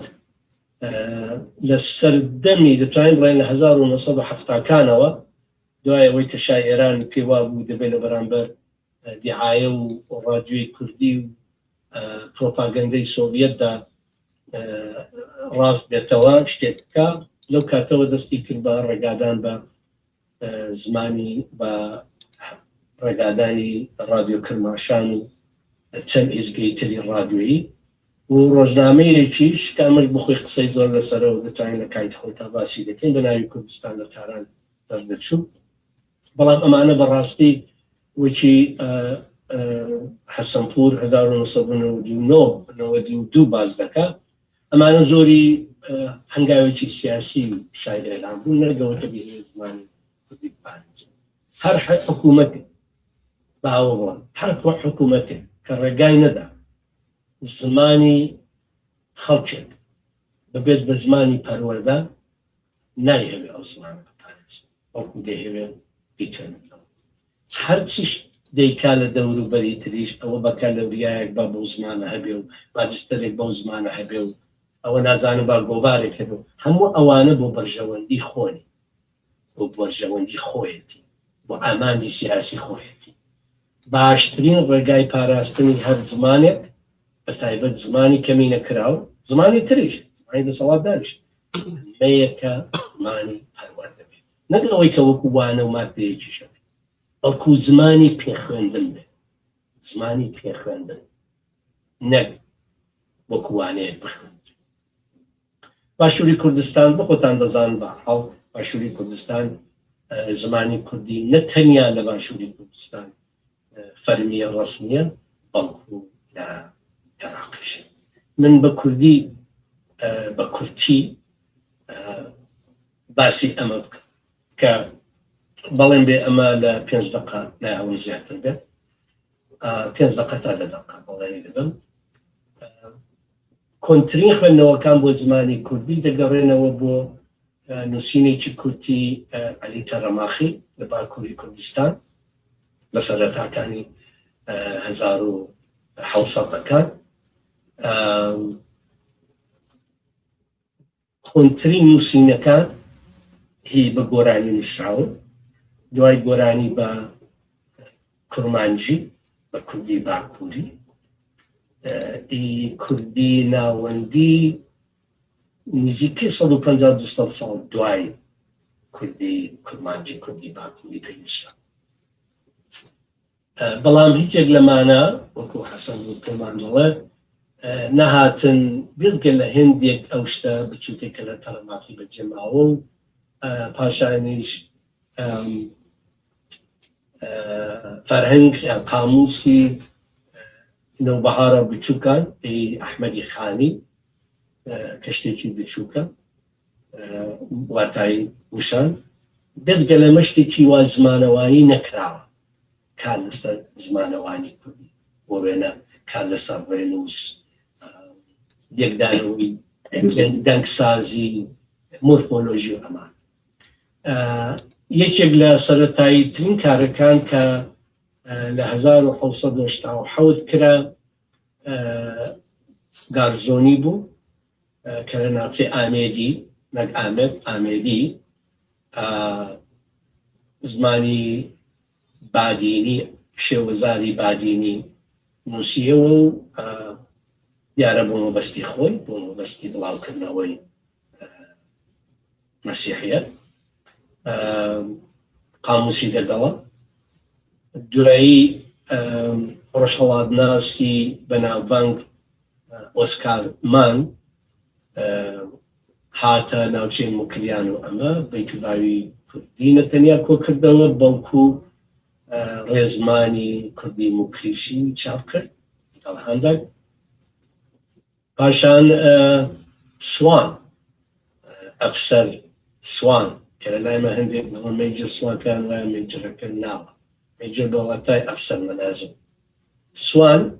لە 1913 دیسان لەسەر زمانی کوردی شت چاپ دەکات. ئەمانە بەداخەوە زۆرێک لەمانە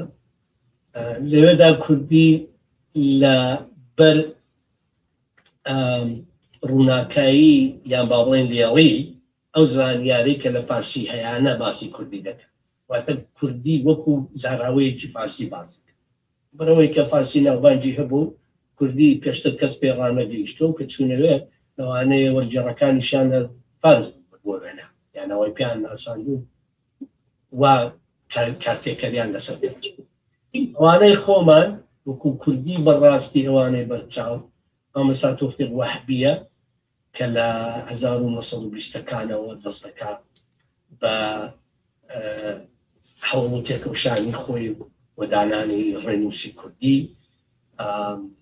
ئەوەشتان لەبیر بێ یەکێک لە کارەکانی مامەستا وەحبی ئەوە بۆ کە هەندێک پیان وایە کوردی لاتینی لە باکوورەوە و لەژێر تاسیری ڕێنووسی تورکیەوە تۆ ئەس قەزای ڕەبانی چی موکریانی دەڵێ یەکێک لە یەکەمین ڕێنووسەکانی کوردی لاتینی کە پێشکەش کراوە کە با ئەمە بێ مامەستا تۆفیق وەحبیە لە باشووری کوردستان. ئەوە دکتۆر حەسەن پور بە درێژی باسیەوە دەکات بە بەڵگەوە. پاشان قاموسی زۆر باش و بەنێوبانگی مامۆستا وەحبی و ئێدمۆنزا 1966 و دیارە دوایەکاری بەدرخان و لەسکال 1970 سەر کورمانجی بە فەڕەنسی وڵاوی دەکەنەوە لە پاریس. زۆربەی کارەکان جاچی خۆمان بوو بێ چە ڕۆژهەڵاتناسەکان چە قەشەکان ئەمانە زۆرتر لەسەر کوردی باکووری کورمانجی پاشان کوردی ناوەندی یان سۆرانی هەتا ئەو کاتانە بەداخەوە کوردی باشووری زازاکی لەکی گۆرانی زۆر لە خەتدانە گۆرانی مال دوای هەورامی هەندێکمان و هەندێک کار دەکەن لەسەر گۆرانی 1930 یەکێک لە باشترین کارەکانی کە کاتی خۆی کرا لەسەر کوردی سلێمانی کوردی ناوەندی سلێمانی مەکارۆس بوو ئەرنست مەکارۆس لە شیکاگۆ ئەو کاتی پاشان کاری مەکەنزی 1961 Kurdish Dialect Studies کە ئۆکسفۆرد چاپی کرد دیارە مەکەنزی دوایە هەندێک کاری لەسەر گۆرانی هەورامیش کرد بۆ وێنە بووکردنەوەی هەندێک شاری کۆنی گۆرانی و هەورامی شیکردنەوەیان و قاموس دروستکردنەوەیان دوایی دێنە سەر زمانەوانی کوردی لە یەکێتی سۆڤیەت لە 1950کان بۆ وێنە کوردیە دوایە باقایە زۆر کەسی تر لەسەر ئەمە کاریان کرد ئەمانەش دوایە هەندێک زمانەوانی باشیان پەروەردە کرد کە دوای گەڕانەوە کوردستان لەوانە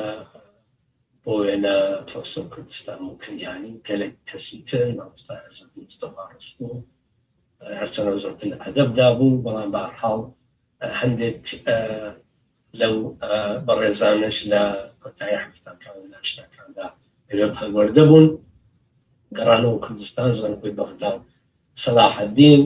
دوایە لەوێ کەسانی وەکو محەممەد معرف لەوێدا ئەگەر بچاو لە لێژنەی بیبلیۆگرافیای 2010 بکەین هەندێک بەرهەمی زۆر باش لەوێدا ڕیز کراون لێکۆڵەرانی ئێزەدی لە ئەرمەنستان کاری زۆر زۆر باشیان کرد چاچنە ڕاد لە ڕێگای ڕادیۆ ئێرەوانەوە بێ ئەو دەقی کوردی کە ئامادەیان کرد بۆ قوتابخانەکان کە دیارە بەداخەوە لە 1939 ستافی دەمانەی ڕاگرت ئەوانەمان لەبیر بێ هەموو ئەمانە لە سەردەمێکدا ڕووی داوە کە فشار و پاڵەپەستووی ئێجگار زۆر هەبوو لەلایەن وڵاتانی ناوەندخوازی تورکیە و ئێران و عێراق و سووریەوە بەڵام زۆرێک لەم کارانە لە دەرەوەی دەسەڵاتی ئەمانەدا کرا ئەوەی کە لەو کاتەدا بەڕاستی جێگای زۆر بەتاڵ بوو پێڕاگەیشتن بۆ شێوەزارەکانی دیکە بوو پاشانیش هەندێک لایەنی تری زمانەوانی لە 2000ەوە تا 2027 هەتا ئێستا چالاکیەکی ئێجگار زۆر کراوە واتە دەتوانین بڵێین لە 2000ەوە تا ئێستا نزیکەی 10 تا 15 کتێبی زۆر بێچوو بەرچاو لەسەر زمانەوانی کوردی بە تایبەت بە زمانی ئینگلیزی بەشێکی بە زمانی ئەڵمانی بەشێکی بە فەڕەنسی بەشێکی بەرچاو بە کوردی وتارگەلێکی جار زۆر بە فارسی لە ڕۆژهەڵات بڵاو بوونەتەوە ئەوانەی زۆر بەرچاو هەیگ و ئۆپنگن 2014 کە ژمارەیەکی تایبەتی جۆرناڵی International Journal of the Sociology of Language بۆباری نێونەتەوەیی خوێندنەوەی کۆڵەڵاسی زمان ژمارەیەکی تایبەت ببوورە ئەوەی من دکتۆر ئەمین حەسەنپوور بوو 2012 بەڵام ئەوەیان 2014 Kurdish Studies Journal گۆباری خوێندنەوە لێکۆڵینەوەکان لەسەر کورد کە ژمارەیەکی فەرخان کرا بۆ ئەوە گندۆغدوو دۆستانی 2019 کتێبێکی زۆر زۆر باشان چاپ کرد زۆر ئیش کراوە زۆر کار کراوە لەم ساڵانەی دواییدا لە 2012 بۆ وێنە 2 هەفتە سەرپێزیەمێکی ئینستیتوویەکی هاوینی لەلایەن پرۆفسۆر جەفری هەیگەوە دامەزرا کە شێوەزارەکانی کورمانجی و کوردی ناوەندی و هەورامی بەوانە دەگوترانەوە کەسانی وەکو دکتۆر شاعر ساوە حەکیم ئەیلۆ پێنگن جەفری هیند زۆر لەو بەڕێزانە لەوێ بوون دووحەوتوو ئەوانەمان گوتەوە دەستی خوێندکاری یەڵێتەوەی بەشێکشی هەندێکشان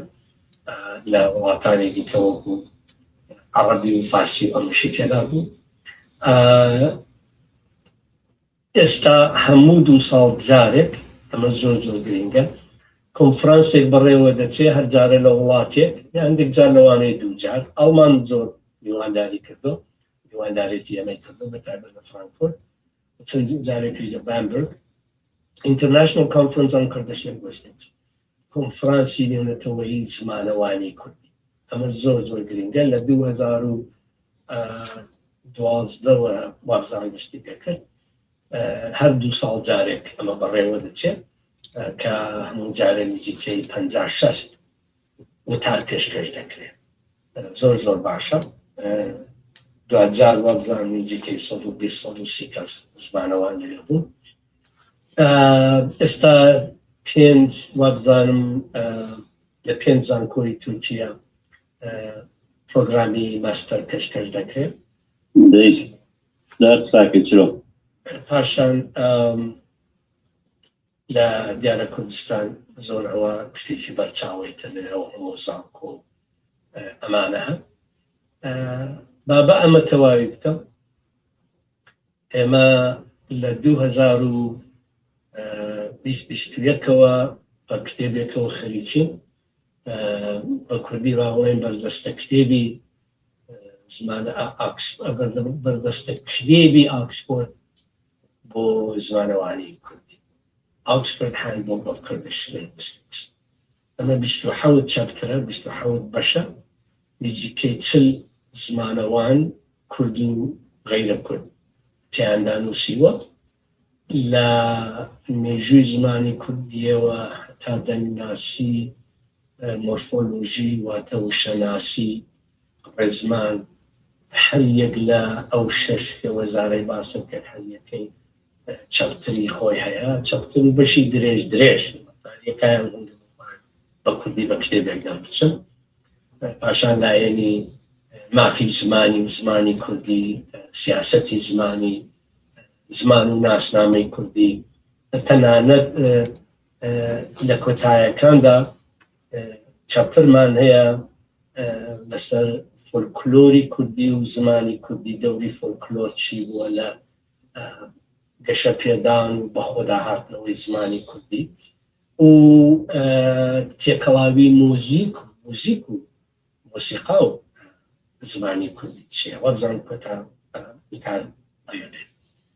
ئەمە بڕیارە ئێستا لە قۆناغی ئامادەکردندایە بڕیارە فەرمی ژانویەی ئەگەر زۆرتر دەرنەیە بەرەنگترین کات ژانویەی جانیوەری 2027 نزگەینێکی خۆشی ژەمەیەکە ئەمە کە چاپ دەبێ بە PDF بە خۆڕایی لەبەردەستی هەموو خەڵکی دنیا و هەموو کوردێکدا دەبێت ئیترە تەواوی دەکەم بۆی کە پرسیار و وەڵام هەبێ زۆر لە خزمەتدام و زۆر زۆر سوپاس کە تا ئێستا گوێتان بمبورن دیار هەندێک درێژدا دەڵێن مامۆستای هێژان ماندوو نەبوویت ئەزیزان ئێوە شەرماندوو نەبن بەڕاستی چێژمان بد لەو فەرمایشتە جوانانە هیوادارم هەر سەلامەت بەڕێزان لە خزمەتتانین باسی پاشەکانی باشەکانی دیکەی کوردستان کرا خۆزگارمان توانێت دەنگەکانمان بە ڕۆژهەڵاتی کوردستان بگایە کە بەداخەوە ئەوە ناکرێت لە مۆزەکە وابزانام لە ڕۆژ ئاوا ئێمە دەبینن خەبەریان ناژوە جاگریز دەراسا لە قۆبانی و هەروەها لە مناڵانی ئەوێ کلاسی مناڵانی ئەوێ کلاسی زمانی کوردی شتێکیان بۆ ئێمە ناردووە دوای بڵاوی دەکەینەوە ئێستا سرودێک یا بڵێم بەرنامەیەکی زمانی کوردی هەبووە کە داماناوە تقریبا 2 دقیقە گوێ دەگەین دوای ڕۆژە خزمەتیەوە عزیزان لەناو بەرنامەکانمان عزیزان تکایەوە تکایە ئەو ئازانەیە کە پرسیار دەکەم پرسیارەکانتانمان لە دقیقێک 2 دقیقێک پڵێک تێپەڕ نەکات و پرسیاری دووبارەکراون نەبێت گەلێک سپاس کاکەمانەجان زەحمەت کێشە ئەو بۆ شوویەک ئەو سوودە بڵاو بکەیتەوە.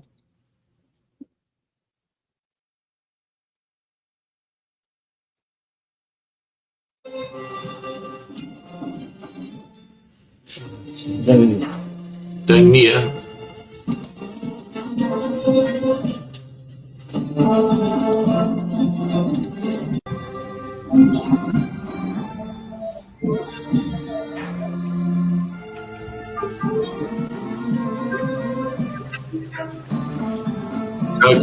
نایەت بڵێم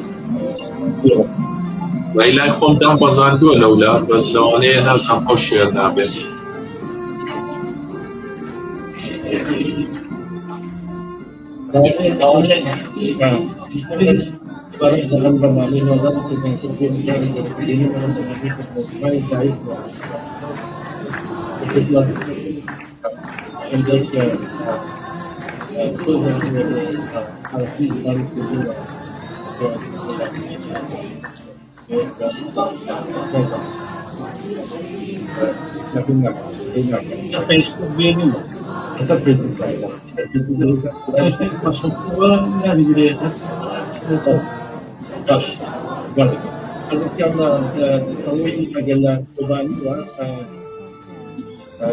ئەو منداڵانی ئەوێ زمانێکی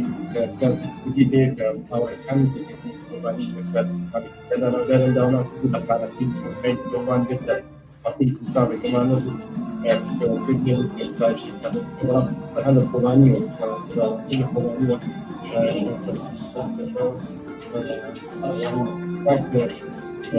ئەوە لە بەردەستا هەیە یانە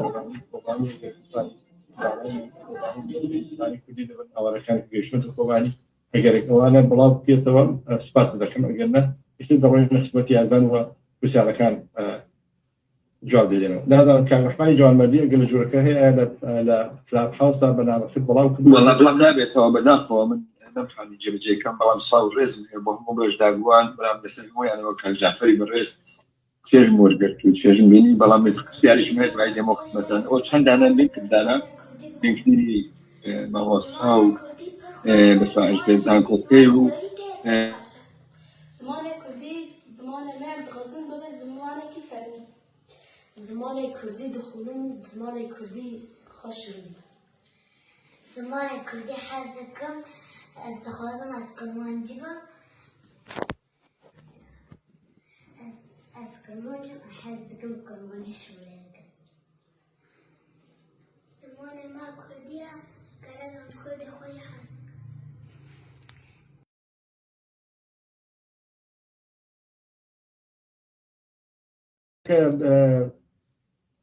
کامران ئەو بەرنامانە حاضرە هیچی یانیا بڕۆین لای پرسیارەکانە بخۆڵای وەڵا کاک مەسعود من لەوێ لە لایفی هینەکە دامبەزان هەردووشی بچیتە لای پرسیارەکان باشترە دوای نەڵە دەڕۆین لای پرسیارەکان کێ کامران کێ یەکەم کەس دەسیەوە بژاردۆ تکایە ئازیزان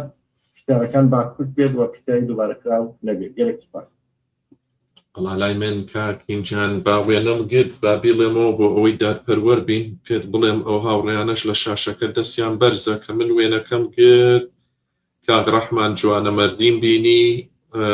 کاک ئەبووبەکر ئایفۆن نووسراوە کاک فەتاح زاخۆیی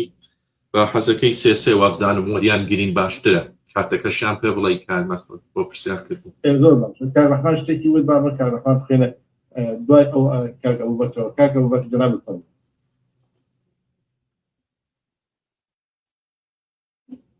زۆر سپاس کاکەم دەستی دکتۆر خۆش بێ حرمەت و ڕێز بۆ بەشداران بەڵام من دوو تێبینی و پرسیارم بوو یەکەم دەربارەی لۆڕەکان لە باشووری کوردستانی ژێمە لۆڕمان هەیە یعنی لێرەوەکو عەشیرەت خۆیان ناسێنن تەنانەت جنراڵ جەباریاوەرز هەروک عەشیرەتی لۆڕەکانە ئێستا پێشم وایە هەندێک لۆڕان هێشتا گەل لە 150 خۆیان بە کورد دەزانن ئەوەندەی منیش ئاگادار بم پێم وایە لە 500 ساڵی ڕابردووە لە 2500 ئەوانەکانەوە پێکاتی ناسنامەیان گۆڕاوە ئایا بوونی ئەم جۆرە شتانە جیاوازیانە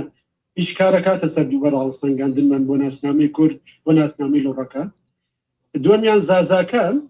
زازاکانش تقریبا وەکو لۆڕەکان کارێکی زۆریان لەسەر کراوە کەمتر خۆیان بە کورد دەزانن یا بڵێم بەشێکی باشیان ئێستا خۆیان بە کورد نازانن پیان وایە زازاکی خۆی زمانێکی سەربەخۆیە ئەوە چ کاریگەریەکێ بێ بۆ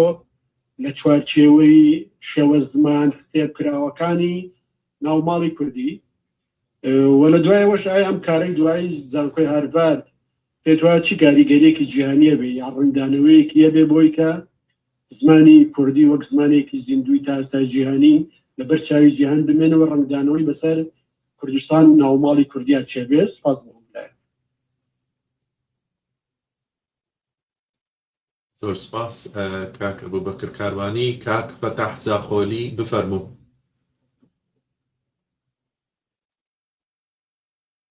زۆر سپاس کامەران، سپاس بەڕێزان و سڵاوم بوو هەمووتان تایبەتی بوو مامۆستای هێژە. بەڕاستی دەرفەتێکی باش بوو لەم ڕۆژە جێویستی مامۆستا بوو لەسەر ئەم بابەتە گرنگە. هەندێک پرسیار و تێبینی بچووک زۆر جار پرسیار دەکەی لەسەر پرسی نووسینی کوردی پێش هاتنی ئیسلام. بەڕاستیمە پرسێکە کە تا ئێستا بخۆم هیچ وەکو بەڵگەیەک وەکو لێکۆڵینەوەیەکی جدیم لەسەری نەدیدی و ئایا هیچ ئیشێکتان لەسەرەوە کردووە یان هیچ زانیاریەک دەربارەی نووسینی کوردی پێش هاتنی ئیسلام هەیە؟ ئەمە یەک. دووەم کاک سۆران حەماڕاش کە پێش فترەیە کتێبێکی بە کوردی و ئینگلیزی بڵاو کردەوە لەسەر ئەسڵ و نەژادی کورد و زمانی کوردی. بەڕاستیم کتێبەکەم نەخوێنتەوە بەڵام هەندێشتم دەربارەی خوێنتەوە و هەندێک ڤیدیۆ کردووە کاک سۆران خۆی کە باسیەوە دەکاتن کە ڕەنگە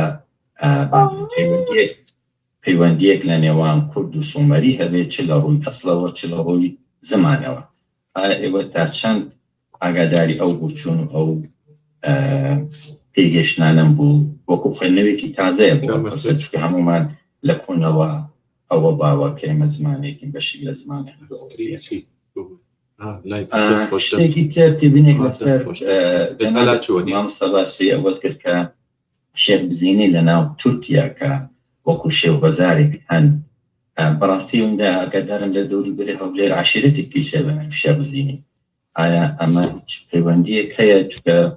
ئەوەندەی من بزانم شێخ بزینیەکان لە دەوروبەری هەولێر هەر بە زیاتر بەرەجەی سۆرانی و تایبەت بە شێوەزاری هەولێری قسان دەکەن. دوا تێبینیشم لەسەر وشەی دۆت کە بوو کچ بەکاردێ. بەڕاستی من لە بادینانێ حتا لە بەشێکی زۆری باکۆریش ئەم وشەیە بوو کچ بەکار ناهێنی، بەڵام بوو کچی مام ئێمە دەڵێن دۆت مام و بوو کوڕی مام دەڵێن پس مام کە ئەمە وەکو پەیوەندیەک، بەڵام بۆ بوو کچ هەر دەڵێن کچ ناڵێن دۆت.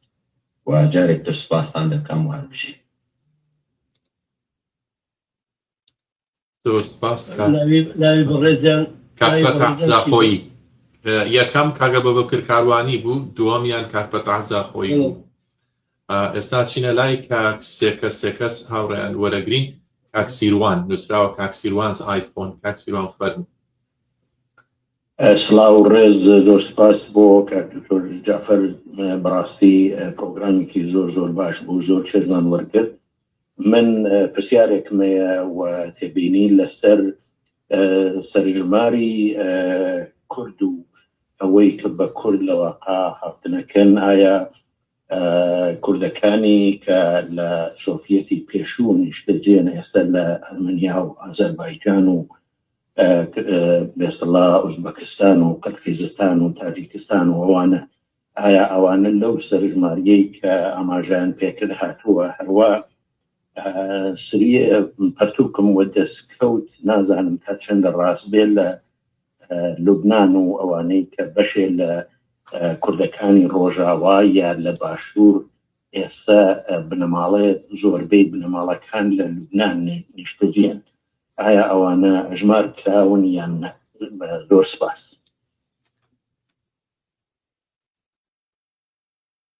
زۆر سپاس کاک سیروان. کاک دکتۆر گیان بفەرموو.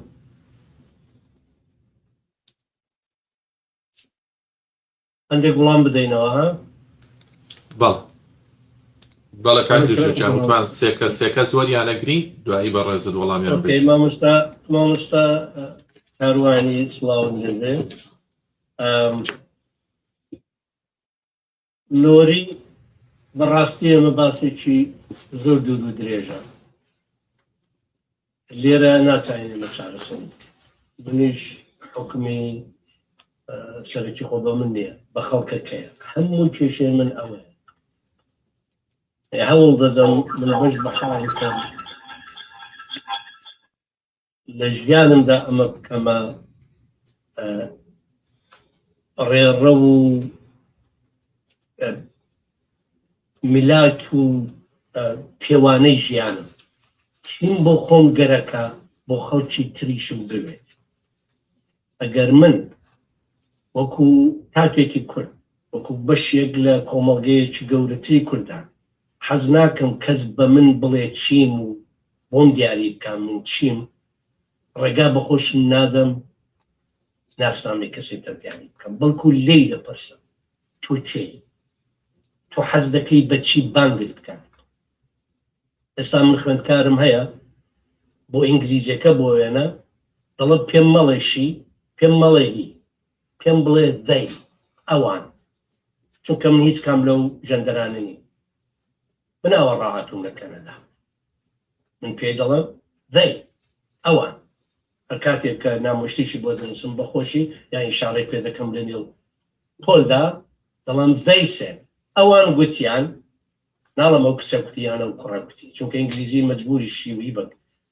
دەکاربێنی جنسیەت بەکاربێنی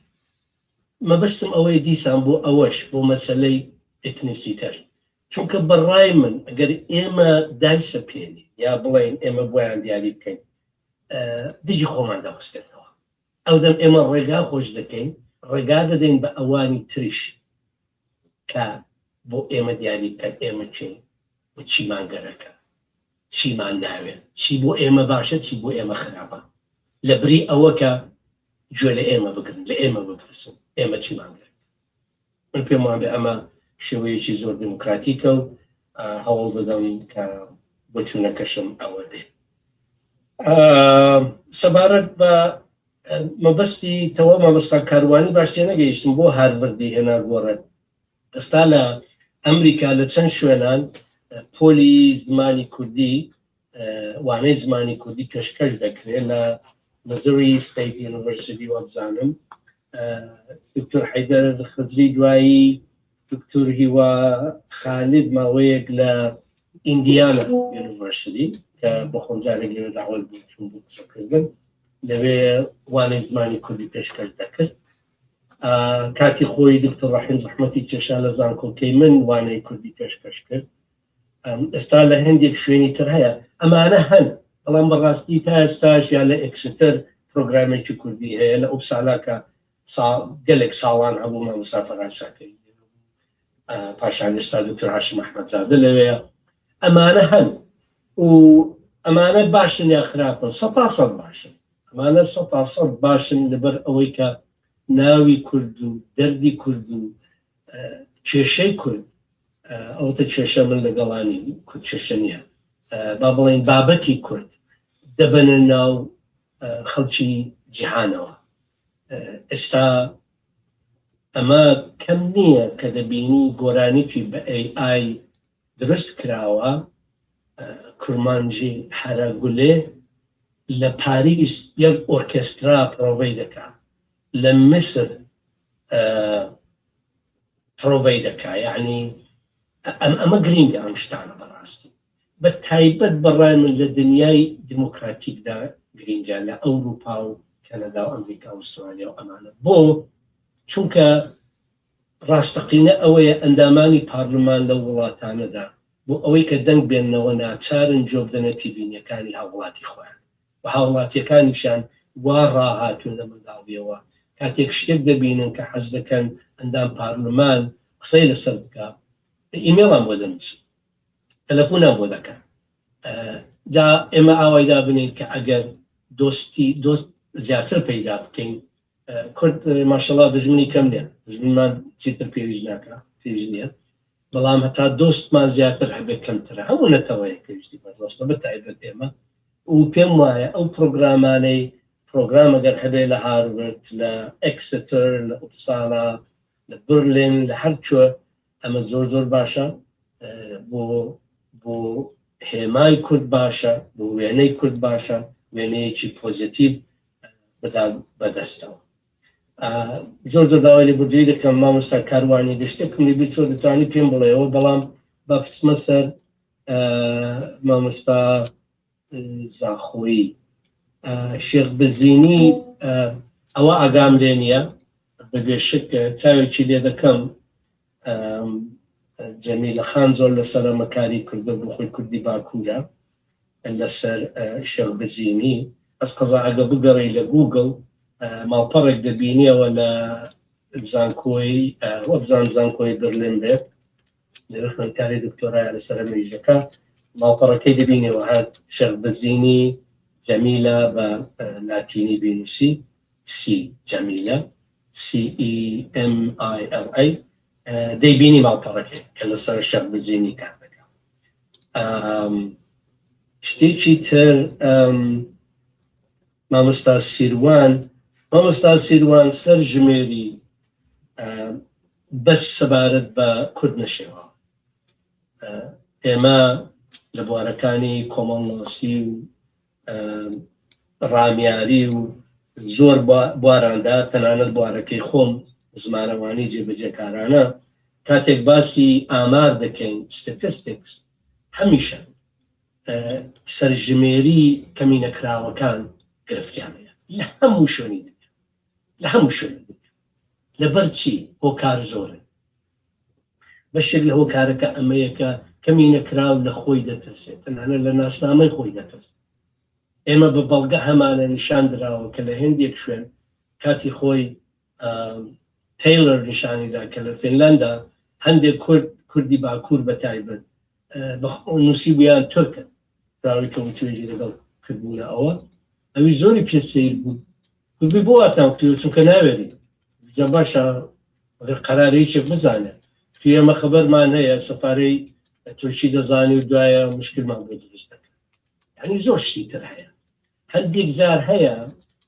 بەداخەوە لە نێو هەندێک کەمینەدا لەوانەیە هەر ئەمە باو نەبێ کە ئامار و سەرژمێری و ئەمانە پڕ بکرێتەوە بڕوا بکە مساڵەکە ئەوەی خۆمان دێتە دەرێ لە کەنەدا ئەو ساڵ هاتە دەرەوە ئەو ساڵ کە داوای لە خەڵک کردو بنووسن ئەوەندی بۆم کراوە بۆ دۆستان و لێرە لێوە بڵاوم کردوتەوە کە تکایە ئەو سەرژمێریە پڕ بکەنەوە چونکە تۆ تا ئێستاش چاو لە سەرژمێری کەنەدا دەکەی ئەمە سەربەستە لەوە ئەم کەس دەتوانە بیبینێت دوایینجا 2021 بەڵ 2021 ئێمە لە کەنەدا هەر کەن ساڵجارێک دەکرێت لەوێ پرسیارێکی دەڵێ لە ماڵەوە چه زمانێک قسە دەکەن چەند زمان و کامانە بەرحاڵ کردەکە دەتوانێت بنووسێکی کوردیە ئەگەر ئینگلیزی فەڕەنسی شەوێت دەتوانێت بنووسێکیان کوردیە کەچی نووسراوە کورد 21,000 لە تەواوی کەنەدا ئەمە وێ ناچێ ڕاستێ بەڕاستی واتە من هەر لێرە بە شاری ئۆتاوا کە چاو لەو خەڵکەی ئێرە دەکەم کوردی کە لێرەیە ئەوە کە هیچ کوردی ڤانکوڤەر و تۆڕۆنتۆ و تۆڕۆنتۆ هەلیەک جار گەورەتر و زۆرترە ڕێی تێ ناچێت کە بەڕاستی هەرەوەندە بێت بەڵام ئەو دەوڵەتی کەنەدا خۆ درۆ ناکە ئەوەندە خەڵک خۆی نووسیوە ئەوەندە خەڵک کوتوێ بەرەوە ئامارەکان سەرژمێریەکان ئەم مەسەلەی مامۆستا سیروان ئەرمەنستانی و زۆر شوێنی دیکە کە کوردی لێ بووە و ئێستاشەیەتی دەتوانین بڵین تا ئێستا ئامارەکان لە نێوان 200,000 بۆ 300,000 ئێمە لە هینەکەی خۆماندا کوردی تاراوگە ئەوانیشمان لەگەڵ خستەوە نزیکەی 2 میلیۆن کەسمان نووسیوە ئەمەش بە وردبوونەوە لە ئەنیستیتوتی کوردی پاریس کە دڵنیاین ئاماری باشی هەیە و دڵسۆزانە هەیەی و لە هێندێک جێگاش ڕەنگە ڕێکسەخی و دەست و دڵبازانە بێ بە قەولی موکلی بەڵام ئەویشمان لە بەرچاوگرتووی دەشمان ئیدی کەشمان لە بەرچاوگرتەوە لە ئەرمەنستان شتێکی بەپەلە بڵام لە ئەرمەنستان ئالینگاریە کاتۆتە پێشن ئالینگاریەکەش ئەمەیە دەوڵەتی ئێرەبان دوو گروپی ئێتنیکی ناساند ئێزدی کورمانچ واتە بە ئێزدەکان ناڵە کورمانچ هەرچەند دەڵێ زمانەکان کورمانجیە ئەمە ئەنتیکە و سەرنج ڕاکێشە واتە نزیکەی 50 گوندی ئێزەدی نزیکی کە لە نزیکی ئارارات و ئەوەن لەولایدا بەهی ئەرمەنستاندا ئەمانە وەکو ئێزەدی ناودێرکراوە نەک وەکو کورد بەڵام حاشا ناکا کە کوردی کورمانجی لا ئێزەدیشی لێ بەڵامەوە بۆ خۆی دەخۆیدا ئەوەی بڕێک لێت هەڵاواردووە ئەوە وابزانم بەشێکشی دەگەڕێتەوە سەر تێبینیەکی مامۆستا کاروانی کە ئەوەی کە تۆ مەسەلە لۆر بە کورد بزانی یان فڵان شوێنیش بە کورد بزانی ئایا کاریگەری دەبێت لەسەر داوای کورد لەسەر بابەتی کورد لەسەر کەیسی کورد لەسەر پرسی بەگەشک دەیبێت بۆیە ئێستا من حەز دەکەم بنووسینیش بە ئاشکرا نووسیمە لەوانەیە من هاوبیر بم لە هەندێک ئاستەوە لەگەڵ ئەو زمانەوانانەی کە دەڵێن لە بواری دەنگناسی و وشەناسی و ڕێزمانیەوە هەورامی و زازاکی جیاوازم لە چوار لەقە گەورەکانی تری کوردی لەکی و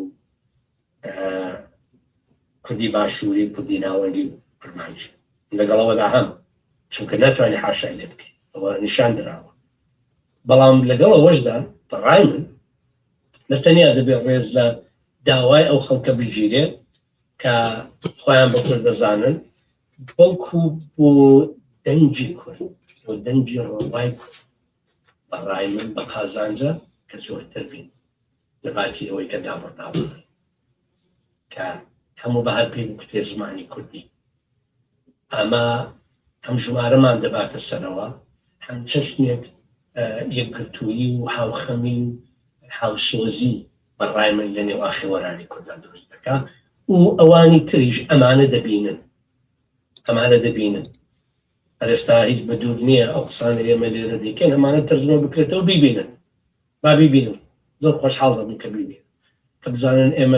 ئێمە دەردمان چییە ئێمە خەممان چییە ئێمەش وەکو ئەوانی تر زمانی خۆمان خۆش دەوێت کولتوری خۆمان خۆش دەوێت کفرمان نەکردەوە زمانی خۆمانە کولتوری خۆمانە خاچی خۆمانە بۆ دەبێ سزا بدرێن لەسەر وەها دەربڕینی وەها خۆشەویستی ئەگەر پرسیارێکم لەبیر چوار زۆر داوای لێ بردووی دەکەم بمبورن دوای دەتوانین باس بکەین هەر کەس دوای حەز دەکات بە یەکەوە پەیوەندیمانە بە درێژەی بێنم باسانە زۆر زۆر پێ خۆشە بە تایبەت ئەگەر پێشکەشکاریەکانم هەڵایان تێدا تێبین جدیان تێدا کە ڕاستیان بکەمەوە زۆر سپاسان دەکەم ممنون سپاس کاک دکتۆر من سیروانم سپاسان دەکەم فەرمووتان مامۆستان من مامۆستای زمانەوانی نیم ئەندازیارم بەڵام زۆر تێکۆشم کە هەوڵ بەم خەڵکی ڕۆژهەڵاتم و سپاسی جەنابتانەکەم و دوورا و دوور ئاگام لە ئیش و کارەکەمتان هەیە زۆر سپاسانەکەم هەر سەرکەوتوو کاک دکتۆر دەم خۆش لە چاتەکەش هەڵبەتە چەند پرسیارێک هاتووە بۆ ئەوەی ئەوانیش لەبەر چاو بگرین لەوێ حەزەکەی دوو پرسیارە خوێنمەوە خۆش دەتوانی سەیریکەی وابزانم یەکیشیان بەیانخان خۆی دەستی هەڵبڕیەوە بیکا بەڵام یەکیشیان بە ئینگلیزی نووسرا بوو ئەڵێ this is an interesting question I often get the impression that many people that work in NLP do not realize how complex the Kurdish language is and that there are more than one or two varieties of it. I believe that everyone would benefit from a closer collaboration between linguists and computer linguists/scientists and involvement of native speaking community in research. هر یەکێک لە پرسیارەکانیش باسیەوە کراوە کە باسی مەسەلەی زمانی کۆمپیوتەرت نەکردووە بە ڕێزێک لەوێ نووسیوێتی لە چاتەکەیە ئایا بەشداریەکەیت لەگەڵ ئەو کەسانەی لەو بوارەیە توێژینەوە ئەکەن ئەو دوو پرسیارەگەر دۆزیمەوە ئەوی شەکەمەوە بە ئەی خوێنمەوە دوایە چینەوە لای سەرەکان ئەوەی کە من نووسیمە ئەوەڵام بدەمەوە تخوا لە بیرم ئەمە چێم پرسیارەی کردبوو بە ئینگلیزی وەڵای هاوڕێکمان لێرێ ناوی کریستیان ئەگەر بە هەڵەنەی خوێنمەوە سکولەر پێشتر کە هات پێشتینەکە و تێتوانین بە زمانی Okay, Christine, are you still here? Yes, I'm still here. Hello. Hello. So are you Christian? Christine, Christian? Christian. Christian, you're absolutely correct. The Kurdish is extremely complex. Some people, in fact, suggest that one should not simply say Kurdish, but Kurdish language complex, or Kurdish language cluster, Kurdish language variety groups. There have been lots of suggestions as to what to call this so that the label is not misleading. There have been, as you know, I'm sure you're aware of quite a impressive amount of research conducted on NLP and Kurdish in the past, about 10 years or so. It started earlier by Ismaili and others, but I know these days, for example, Sina Ahmadi is quite active. You know Sina?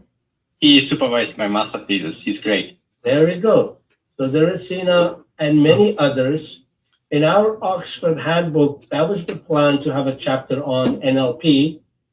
or computational linguistics. Unfortunately, it didn't materialize, but what we did, at least we have a good chapter authored by Hassani, Dr. Hossein Hassani,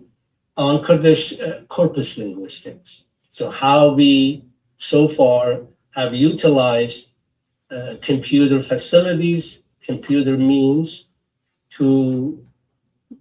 organize Kurdish, to develop corpora, to put together corpora. For example, if we could have a corpus of all Kurdish folktales, Kurdish songs, then our job could have become much easier, actually. My job and many other people's jobs, as you know. With English, you can think of practically anything corpus of English literature, of English folktales, of English whatever, Shakespeare, or you name it, anything. It's all available, fortunately, sorry. But not for Kurdish, unfortunately. But we've done lots of work, and I think it has the momentum now, NLP and computational linguistics. But this is a pretty young branch of Kurdish linguistics, and it needs lots of help. And you could be very helpful. Keep being in touch with Sina and others. I believe you're right with what you said, and that we can help each other. It's not just that one side helps the other side, but both can help each other. I was really surprised to see how much linguistic research already has been done, and how far in the past, like 100-year-old literature exists about Kurdish, which is really amazing. But it's really hard to find, and hard to find the information in it if you're not a linguist that knows how to find it. So I think there's a lot of potential for coming together, linguists and computer scientists. Email me. I will send you a Zotero page, which we developed during the preparation of Oxford Handbook of Kurdish Linguistics. Oh, that would be amazing. Practically every single piece that has been written about Kurdish language and linguistics is in that bibliography. Oh, I will do that. Thank you. Email me. Yeah. Thank you. زۆر سپاس کاک دکتۆر هاوڕێیانە و سێ بەڕێزەی تر کە ناوەکانیان نەخوێنمەوە بۆی من نێمەوە بە دواییەکە کاک ئاشتی پورکەریم داوای لێبوردنیشەکەم ئەگەر نایەک بە هەڵە بخوێنمەوە ڕاستیکەنەوە کاک ئاشتیاک دوایی کاک داوود یا داوود ئەوەی کە نووسیوێتی پاشان بەڕێز دکتۆر کرمانشگوندی و کاک ڕەحمان جوانە مەردیشم لەبیر نەچووە بۆی ئەو یەکەم بوو دیار بوو فەرموون زۆر سپاس نیشتان لەبیر نەچێکە کامران دەستم هەڵێ ناوەڵامەوە بۆم برسۆتەوە بەسەر چاو کاک دامانچ بەسەر فەرموون کاک ئاشتیاک کۆجان فەرموو سەرەی تۆیە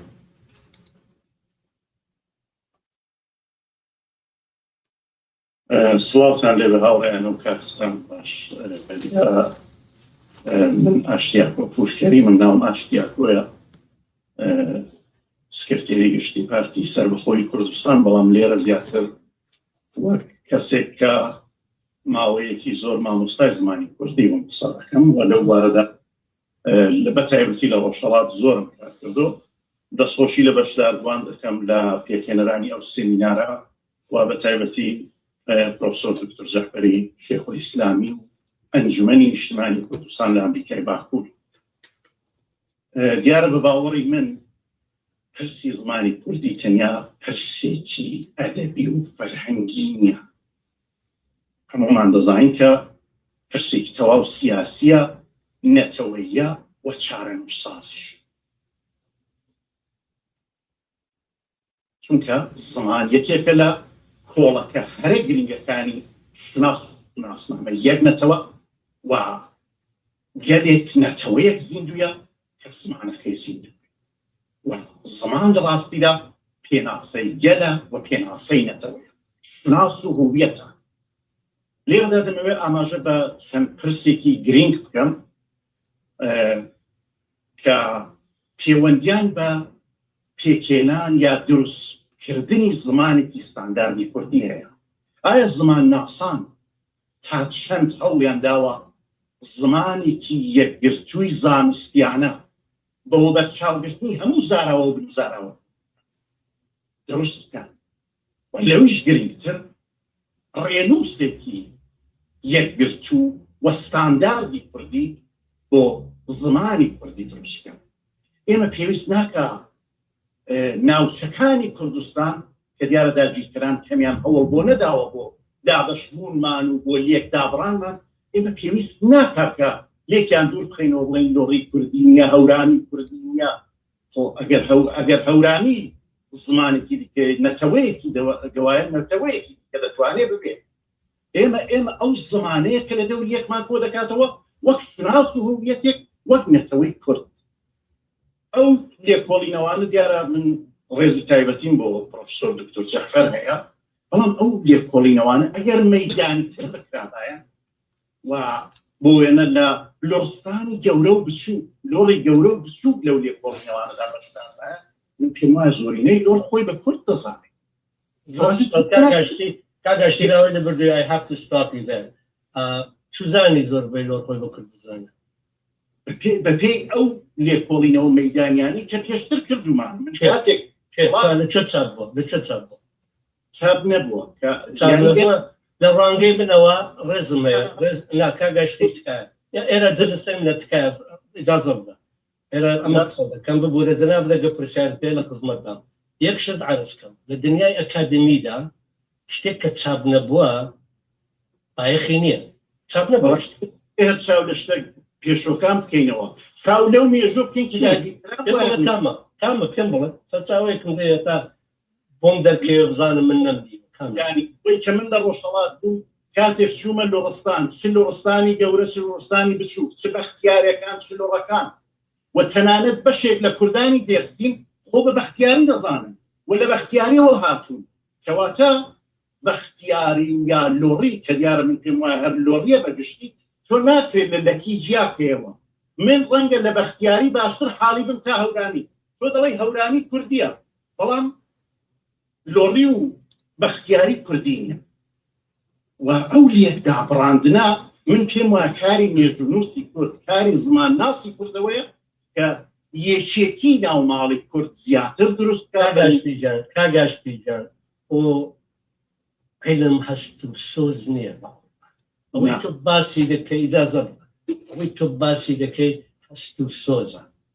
زمانەوان وەکو مهندسە هەندێک کەرەسەی بەدەستەوەیە دێدەنگەکان بەراورد دەکە مۆرفۆلۆژی بەراورد دەکە یعنی چی بۆ وێنە تۆ ئەگەر بڵێ من نانم خوار چۆن دەزانی لەو ڕستەدا کامە بکەرە کامە کارەکەی بەسەر هاتووە لەو شێوەزارانەدا ئەوە هەموو جیاواز دەردەبڕێت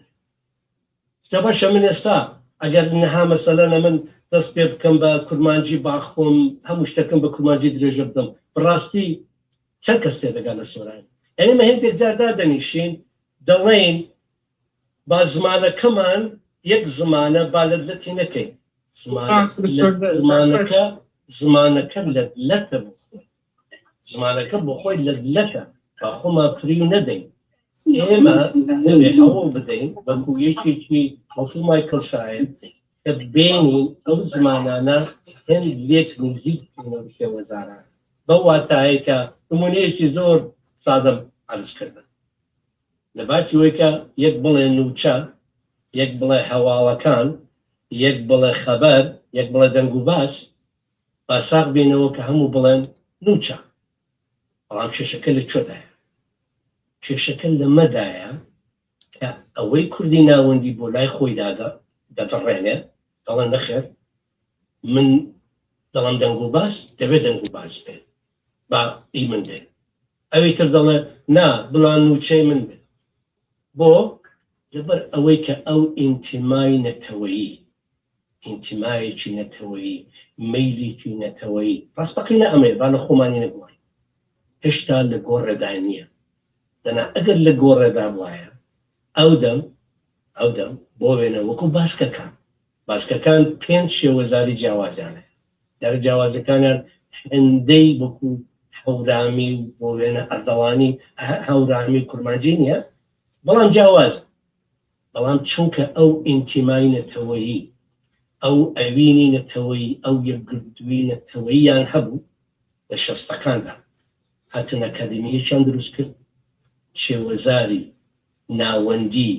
ناوەڕاستی خۆیان هەڵبژارد لەسەر ئەساسی ئەمە زمانی یسکارا باتۆیان دروست کرد و ئێستا ئەو زمانە بۆ بە زمانی خوێندن بۆ بە زمانی فێرگە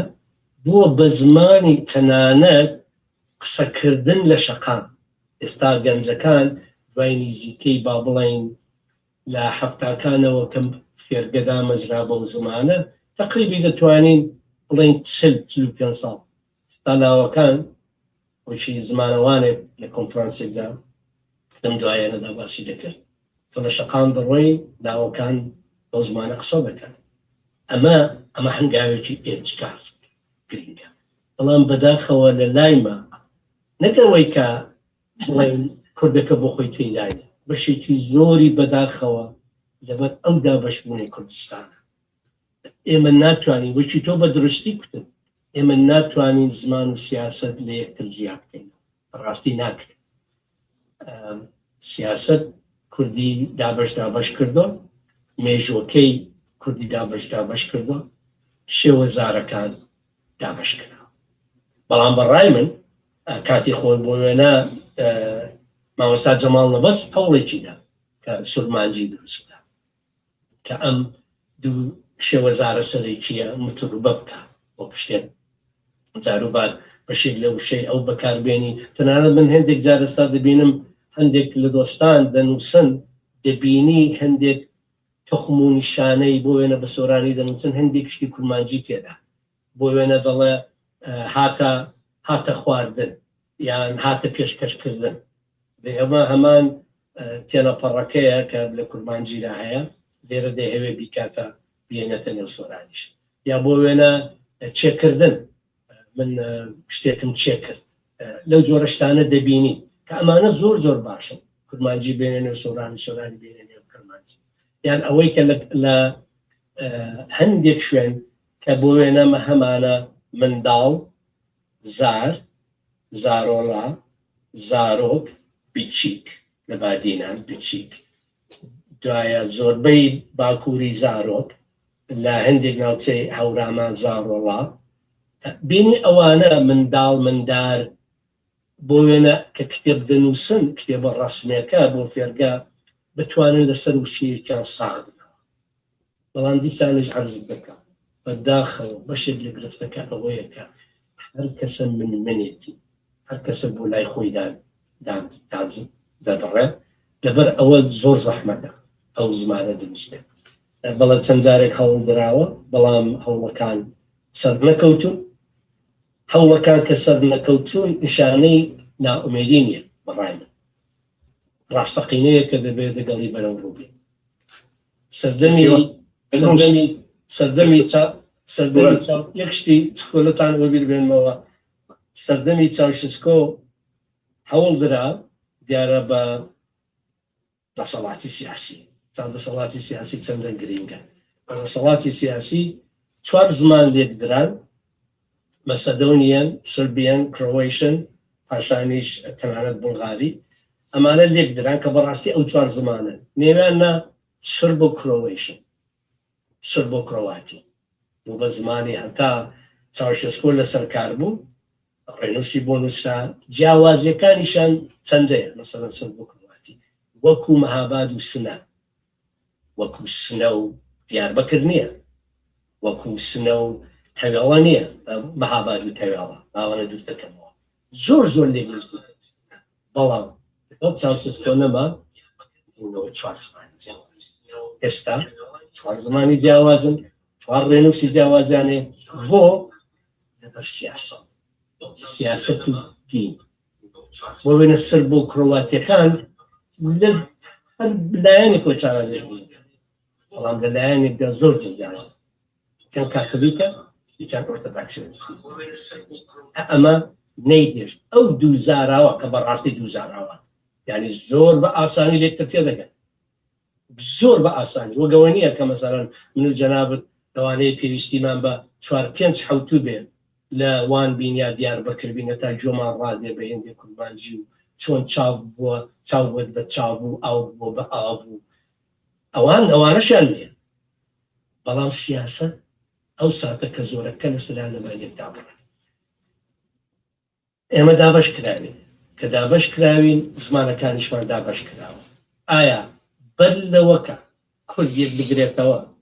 دەکرێت و زمانان یەک بگرنەوە مشکم هەیە بەڵام ئایا دەکرێت جۆرێک لێک نزیک بنەوە بۆ وێنە منداڵی ئێستا هەموو جارێکە دەرفەتم دەبێت بچمەوە کوردستانی باشوور دەڵێن حەیفە بەڕاستی تا ڕادەیەک شەرمە کە بۆ وێنە منداڵێک لە سلێمانی ڕێنووسی کرمانجی نەزانێت بۆ نەزانێت بۆ ئینگلیزی فێر دەبێت بۆ ئەو فێر نەبێت زۆر بە ئاسانیش فێری دەبێت مەبەستمەوەیە ئەگەر ناتوانین ئەو زمانە یەکگرتوویەک دروست بکەین بالانێکم کارێکی وا بکەین ئەو زمانانە زۆرتر لێک نزیک بنەوە با کارێکی وا بکەین کە شێوەزارەکان بزانین با شێوەزارەکان بزانین بادینان دەبێت سۆرانی بزانێت سۆرانیش دەبێت بادینی بزانێت بۆ نا ئێستا ئەوە بە خۆتان جەناب نازانم بە چۆ دەژین من لە کەنەدا دەژیم لێرە پەنابەر هەیە هاتۆتە ئێرە بۆ وێنە کوردی کەنەدا کوردەکە دەزانێت چاوی لە تەلەڤیزیۆن و ئەولا کردو چۆتە دوو بەرنامە فارسیەکەش بەشی ئەوەندە فێر فەڕەنسەوی دەزانێت ئینگلیزی دەزانێت دەرفەتیان بۆ ڕەخساندو لە فێرگە کونجکۆڵی کردو کتویە دەمەوێت نەخوێتیش ئەسپانیایی فێر ئیسپانیاییش فێر بوو 5 زمان دەزانێت زۆربەی ئێستا منداڵی کەنەدا ئەوانەی کە تەمەنی منداڵەکانی منن 4-5-6 زمان ئاساییە بەلایەنەوە بۆ دەرفەتیان بۆ ڕەخساوە منداڵی کورد دەکرێت دەرفەتی بۆ بڕەخسێ لە هەڵەبجە منداڵی کورد دەتوانێت هەورامی فێر بێت سۆرانی فێر بێت بادینیش فێر بێت ئینگلیزیش فێر بێت عەرەبیش فێر بێت دەتوانێت بڕڵاب فەرموو دەتوانێت بەس دەبێت دەرەتانی بۆ دروست بکەیت ئیمکانی بۆ دروست بەبوورە درست بس دکتۆر کاک ئاشتیاگۆ فەقەت نەخوێن هیچ پرسیارێکی هەیە پێشەوەی بچم بۆ لای کاک داوود دیارە پرسیارێکی واب نەما بەڵام تەنیا قسەکە ئەوە بوو کە من مەبەستەکەم زیاترەوە بوو کە زمانێکی ستاندارد و یەکگرتوو و هاوکات ڕێنووسێکی ستاندارد و یەکگرتوو ئەرێکی زمان ناسەکانە کە کاری لەسەر بکەن و دروست بکەن و وەک زۆربەی وڵاتان تۆ ناکرێت بە هەر کام لە زاراوە و بنزاراوەکەم بڵێ زمانی کوردی بڵێ زمانی هەورامی زمانی کرمانجی زمانی لۆڕی زمانی لەکی زمانی کوردی یەکە و هەموو ئەوانش زاراوە و بنزاراون ئەگەر ئێمە بەوانی دیکە بڵێ زمان مکوریانی ژەگەوایە زمان کاتێک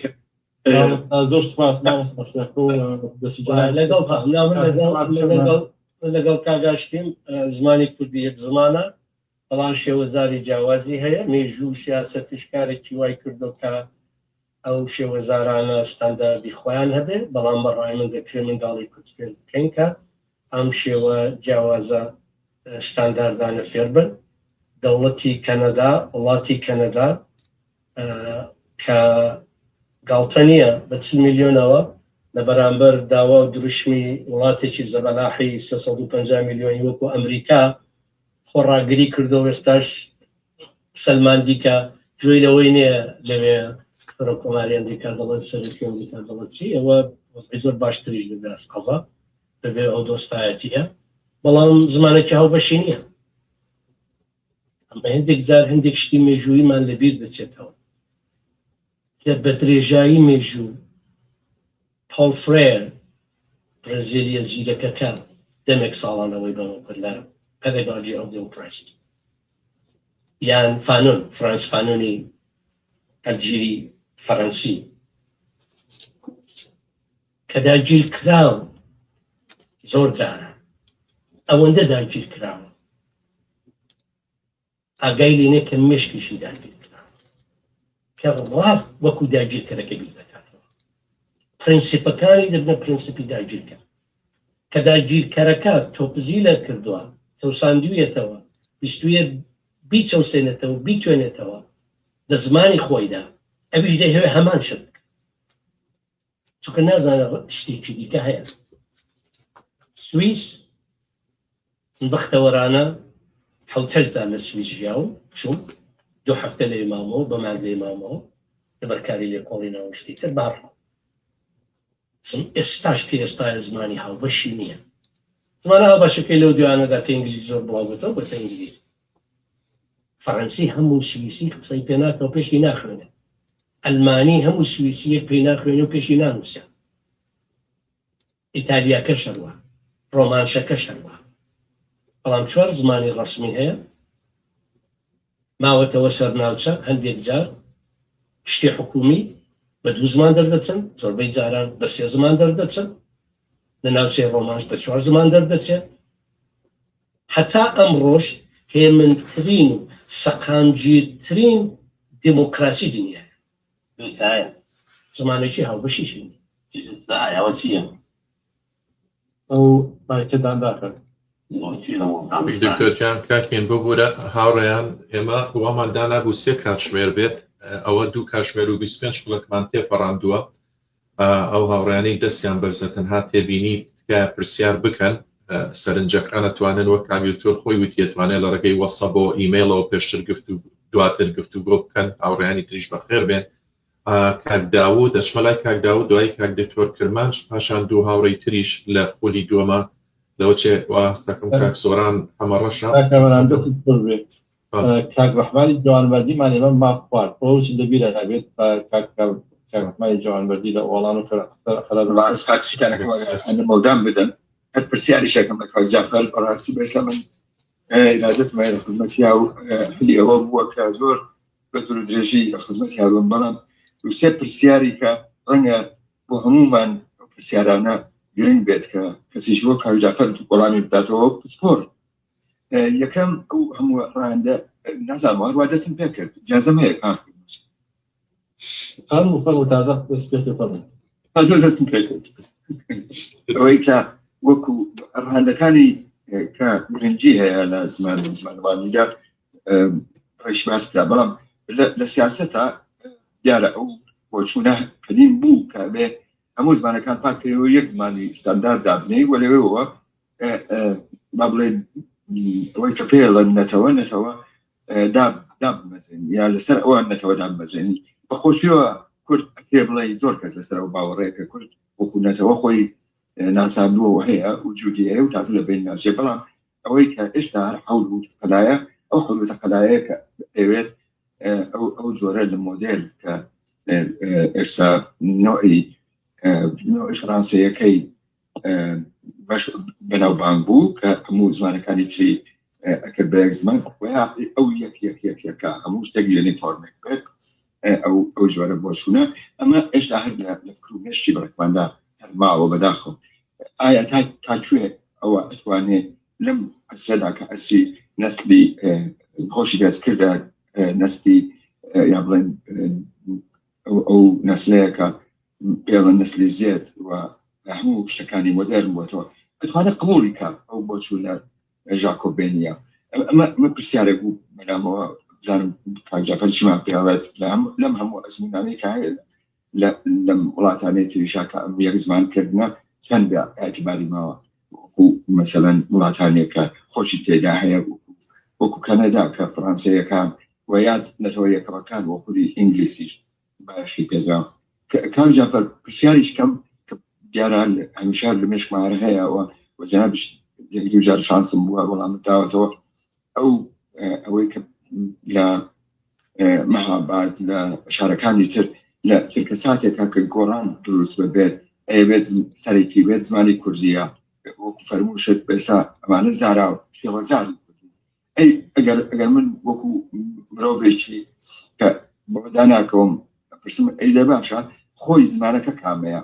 ئەو وەختە من چ جوابێکە بە بدەمەوە دیارە ئەزانم ڕەنگە لێرەدا تریکێکی تێدا بێ بەڵام ئەزانم باری سیاسیەکەی بەسەر هەمومانە لەسەر شانی هەمومانەکە هیچ کەم ئەو زمانانەی کە کەم ئاخێبەری هەیە بێ بە کەمی نەزانین بەڵام ڕاستیەکەی ئەمە چارەساز ئەبێت شوات وەکو کەلگۆڕ و یا با بڵێن وەکو کرمانجی سەر و کرمانجی خوار و کرمانجی ناوی یا زازاژی و ئەورامی کە جیاکراونەوە وەکو ئەمانە ئەوە ناوزەنیانکەین و هەمووشان هەر بەهێنزاراوە کەس نییە لەمان پرسە بڵای کارمەیە پرسیاری ئاخریش مەیە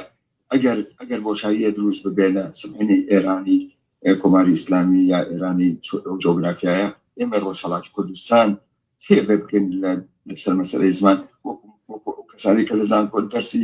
PhD خوێنن دەرسی ماستەر خوێنن بە زمانی فارسی ئەکرێ پێیان بڵێن ئەو زمانە فارسیە بە یەک شەو ناجێت و زمانی کوردی بەکەوت من زۆرش مۆسکرد زۆر سپاس هاوڕێن بە کاک داوود و دکتۆر کرمانجیش وەرگرین هەروە بیرخستنەوە هەر هاوڕێکی خۆشەویست پرسیارەکە کە لە بینی وەن ببورن یەک خولەک بۆ سێ خولەک بێت لەبەر کاتەکە و بۆ ئەوەی بتوانین هەمووش بەشدار بن دەستان خۆش بێ کاک داوود گیان فەرموو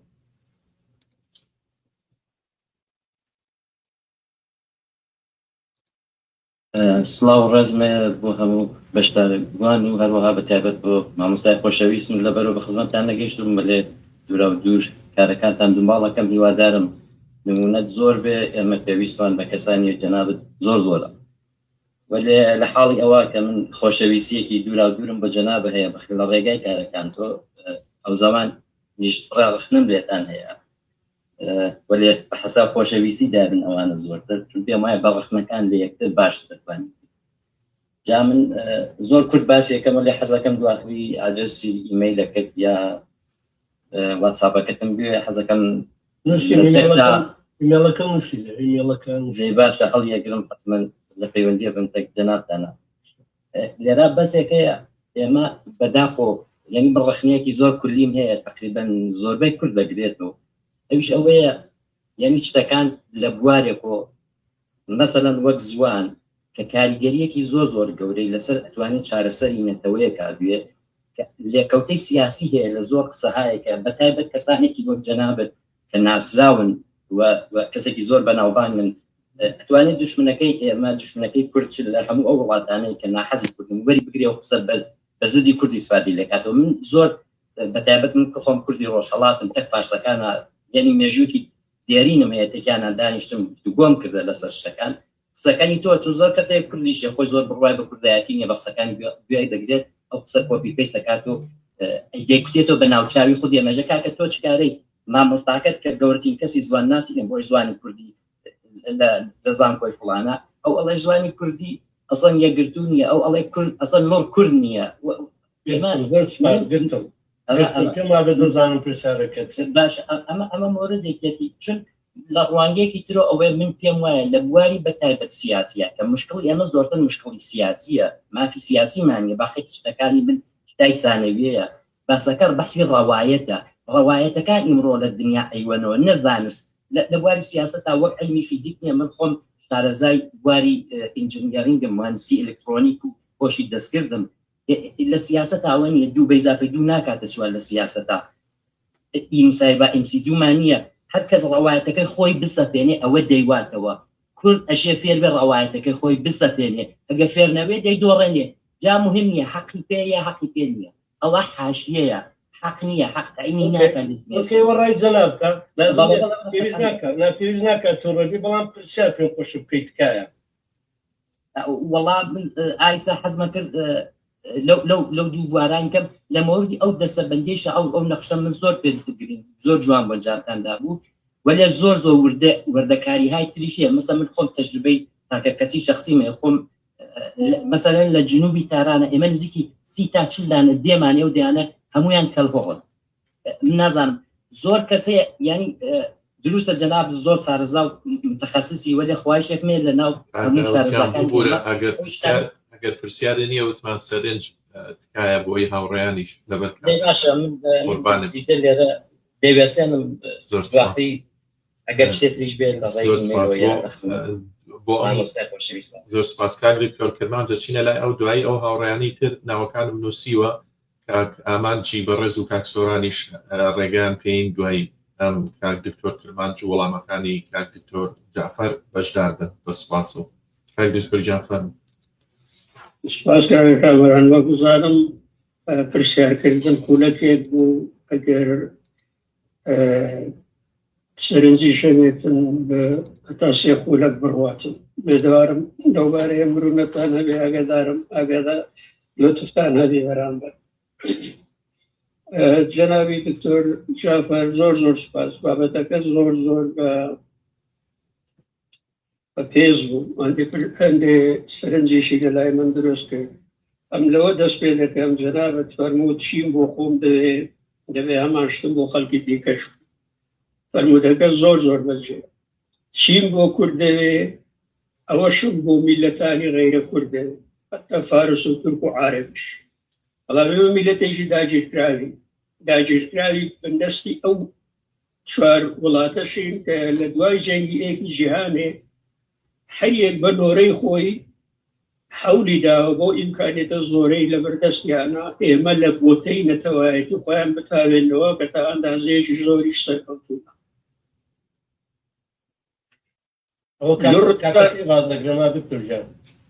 گیان بۆ تایمت دەکەم کاتت بۆ دەگرم 2 دقیقەی بڕی 3 دقیقە ئۆکێ دقیقەی ئاخر ناوێت دەوێت کاتەکەن ئەوەندە مرونەتانە بلێ ئەگە دەهین بکەن کە بتانم مەرامەکەم بگەینە لۆر ئێستا دەڵێ زۆرینیان دەڵێن ئێمە کوردنینە ئەوەی کە ئەوان دەڵێن کوردنینە قسەکەیان وەک ئەتفەیز ڤالیو وەربگیرێت دەڵێنەوانە دەڵێن ئێمە کوردینە کوردینە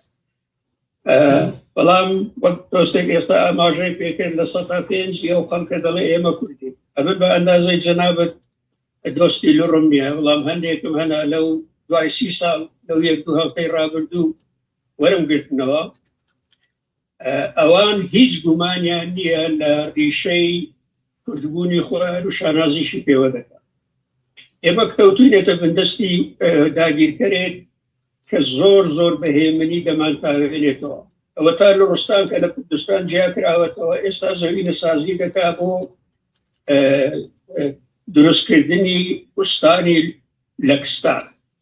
لە سۆشیال میدیا بە تایبەتی لەسەر زەهنیەتی جاهێڵەکان کار دەکەن کە لۆر لەک نەلوڕە نەکوردە قەومی لەکە ئێمە ئەگەر هەر لە ئێستاوە خەمێک لەو بابەتانە نەخۆی ئەگەر کەرمەشان و دەوروبەرەکەی لە کوردستان جیا ببنەوە لە کوردستان چ دەمینێت پێم وایە ئەو زۆرە شتانە گەرەکە بەیاخیان پێ بدەین هەمەدان هەتا ساڵی 62 شارەوانیەک بوو لە کەرمەشانێک ئەوانە وەک مێژوو تەماشا دەکەین بە جوقێکی زۆر کارێگەر کارمان لەسەر دەکەن دەمان تاوێنەوە بە تایبەتی ئێران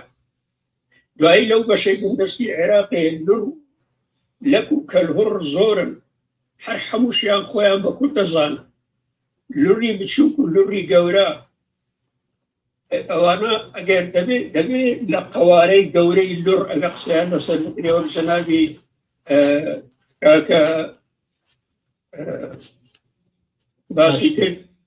کاکە ئاشتی باسی کرد ئەو شتانە لە نەزەر بگیرێت برنامه ئەگەی ڕێگان بدەیت بەڕاستی خەریکە باسەکە دەچێتە سەر ناسیۆنالیزم و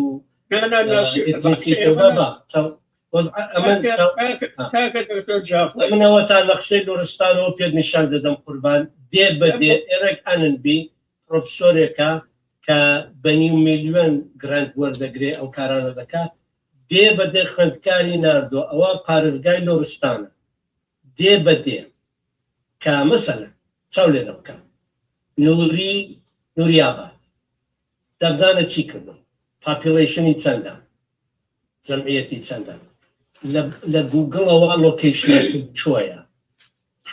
هەموو شت کامەوستانە مەرکەزی نوری ئاباد دەی خەڵکەکە لۆکەڵ نیم سۆرس خەڵکەکە بۆ خۆی چی پێ دەڵێ حکوومەتی فارسی چی پێ دەڵێ مێژوو چی پێ دەڵێ هەموو ئەوانەی کردو چاو لێرە بکە ئەمە لە جندەکەیە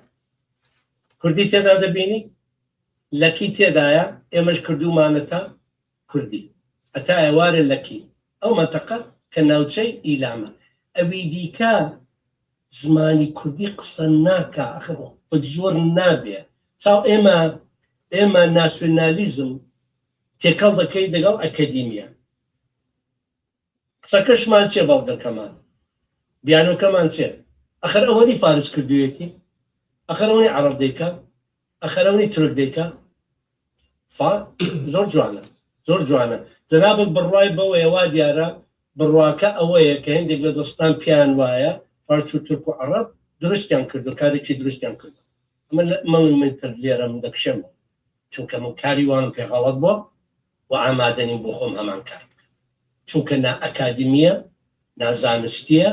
و بەڕاستی لە هەندێک بوارانیشدا نامرۆڤیە من ناتوانم بەسەر خەڵکی دیکەدا بسەپێنم کە ئەوان چین و چینی ئەوان دەبێ بۆ خۆیان دکتۆر جعفەر ببوورە من ناڵێم بەسەر لوڕەکاندا بسەپێنین ئێوە کوردن هەرگیزەوە ناڵێم بەڵام ئەوەی لە باشەکەی جەنابەت نەمدی ڕیشەی مێژووی ئەو گۆڕانکاریە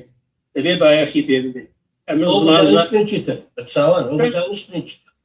ئەگەر هەر شتێک ئێمە بڵێنە تۆ بڵێ ناوەختی نییە و ناکرێ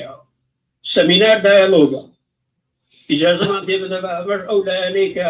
سەرنجی ڕاکێشاوی لەو بابەتە لە خزمەتت عارض بوو ئەوە ئەخر باشە ئێستا لە شاهنامە ئیجازەم پێ بدە لە شاهنامە ئێستاکانی ئەو ڕژێمە چووە ئەوەی وشەی کووردا کردی تێبگات تا چاو ئەتۆ خەریکی دەڵێی فارس وای کردو منیش وا دەکەم بابەجان ئەوە خەریکە دەمان تاوێنەوە من مەبەستم ئەوە نییە ئەوانەوەیە ژوا دەکەم نەیانتوانی ئەوە نییە ئەتۆ ئێستاکە کە لوڕەکان دەڵێن ئێمە لوڕین باشە ریشەی مێژوویی مەکانیزمی تاریکی ئەو داگیرکەرە لە نەزەر ناگری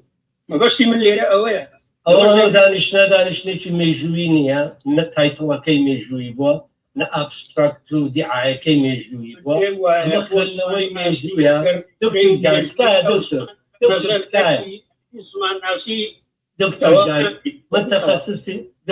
من تەخەسوسی خۆم هەیە من ڕێگا بە خۆم نادەم باسی مێژوو بکەم هەڵک هەیە دکتۆرا وەردەگرێت لە زەر مێژوو ئەو کاری ئەوە ناکرێت ئێمە لەسەر هەموو شت بزانین ئێمە ناکرێت لەسەر هەموو شت بزانین مێژوو زمان باسەکان دەگۆڕن بەداخەوە قۆناغێکی دیکە قۆناغی دیکە لەو ڕۆژە ئەبڕات ئەمن دەیبڕمەوە لێرانە سوپاست دەکەم دیارە اختلافی نەزەرمان هەیە سوپاس نەدە چاو اختلافی نەزەر زانستە چاو لێرە بکەن تکا دەکەم دیسان عەرزوو دەکەم ئەوە پرۆفسۆرێکی کەنەدی ئەس قەزا خەڵکی ڤانکوڤەر کەنیدیەکەی 12 زمان دەزانێ ئەو زۆریش دۆستی کوردە بەڵام پرۆژەکەی ئەمەیە کە زمانەکانی ئێران تورکی عەرەبی فارسی کوردی بەختیاری هەمویان نیشان بدا کە لە چۆ قسەیان پێ دەکرێت چه قسەیان پێ دەکات تا ئێستا ئەو پارێزگایانەتەوە بوو منەوە پارێزگای لۆرستانم پێ نیشانداوە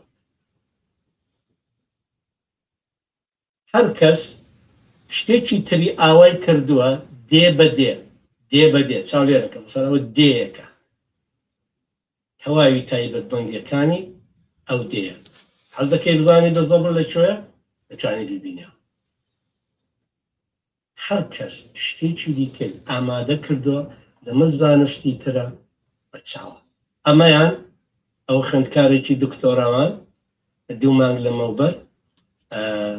دیفاعی کرد بەرگری کرد لە تێزەکەی خاتون حەمیدە بۆ خۆی خەڵکی گیلانە گیلەک نییە زمانی دایکی گیلەکیە هەڵبەتە نایزانە بەداخەوە چونە تا ڕەنگەورە بوو بەڵام ئەوە پارێزگای گیلانە دۆستێ کوتی ئەخرە تۆ ئەگەر بەدڵی ئەوان قسە بکەی ئەو دەم دەڵێن فڵان کەس وای کتۆ مەسەلە من نیم بە قوربان ئەمە داکیومنتە ئەمە پرۆفسۆرێکی کەنەدی کردوویە ئەوانەی کە لەگەڵ ئێمە باز دەکەن نەخوێندەوار نین ئەوان ئەو سەرچاوانە دەبینن دەیان سەرچاوی دیکەش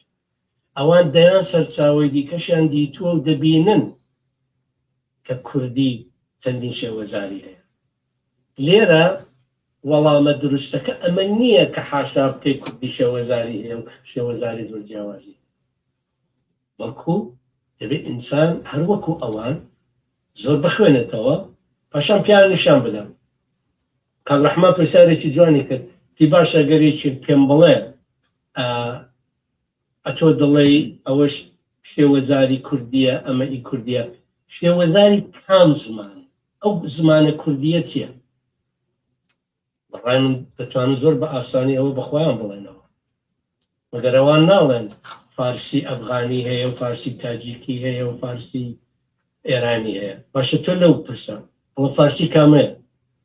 ئەوانە شێوەزاری کام فارسی بەبێ شکتارانێکە دەڵێ ئیمن ڕام کابولێکە وەڵامە نەداتەوە دەڵێ ئیمن تاجیکەکە شەڕوا دەڵێ ئیمن ئەڵمانی سویسیمان هەیە ئەڵمانی ئوتریشیمان هەیە هەمووی قاموسی جیاوازی خۆیان هەیە ئەڵمانیمان هەیە ئەڵمانی لوکسەمبورگیشمان هەیە ئەڵمانی لەلایەن لە زیغەوە لە سنووری فەڕەنسا و ئەڵمانیش قسەیکە دەکرێت ئەمانە هەموو ئەڵمانی ئێمانە شێوەزاری کام ئەڵمانی هیچ کامیان ڕازینی بڵێن ئەڵمانی بێرلێن هیچ کامیان ڕازینین هەموویان بۆ خۆیان ئەڵمانی ئەمە فقط کورد نییە ئەمە پێمان وایە من ناچین ئێمە دیسان دەڵێن ئێمە بە هەر پێجەست نووساوین بەو سیاسەتی ئەوەی کە کاک ڕەحمان پێ کرد جکۆبیەن فرەنچ دوایە تورک و فارس و عەرەب خۆیان پێوە هەڵاوەسیەوە بە تایبەت ئێران و تورکیا کە ئەنەه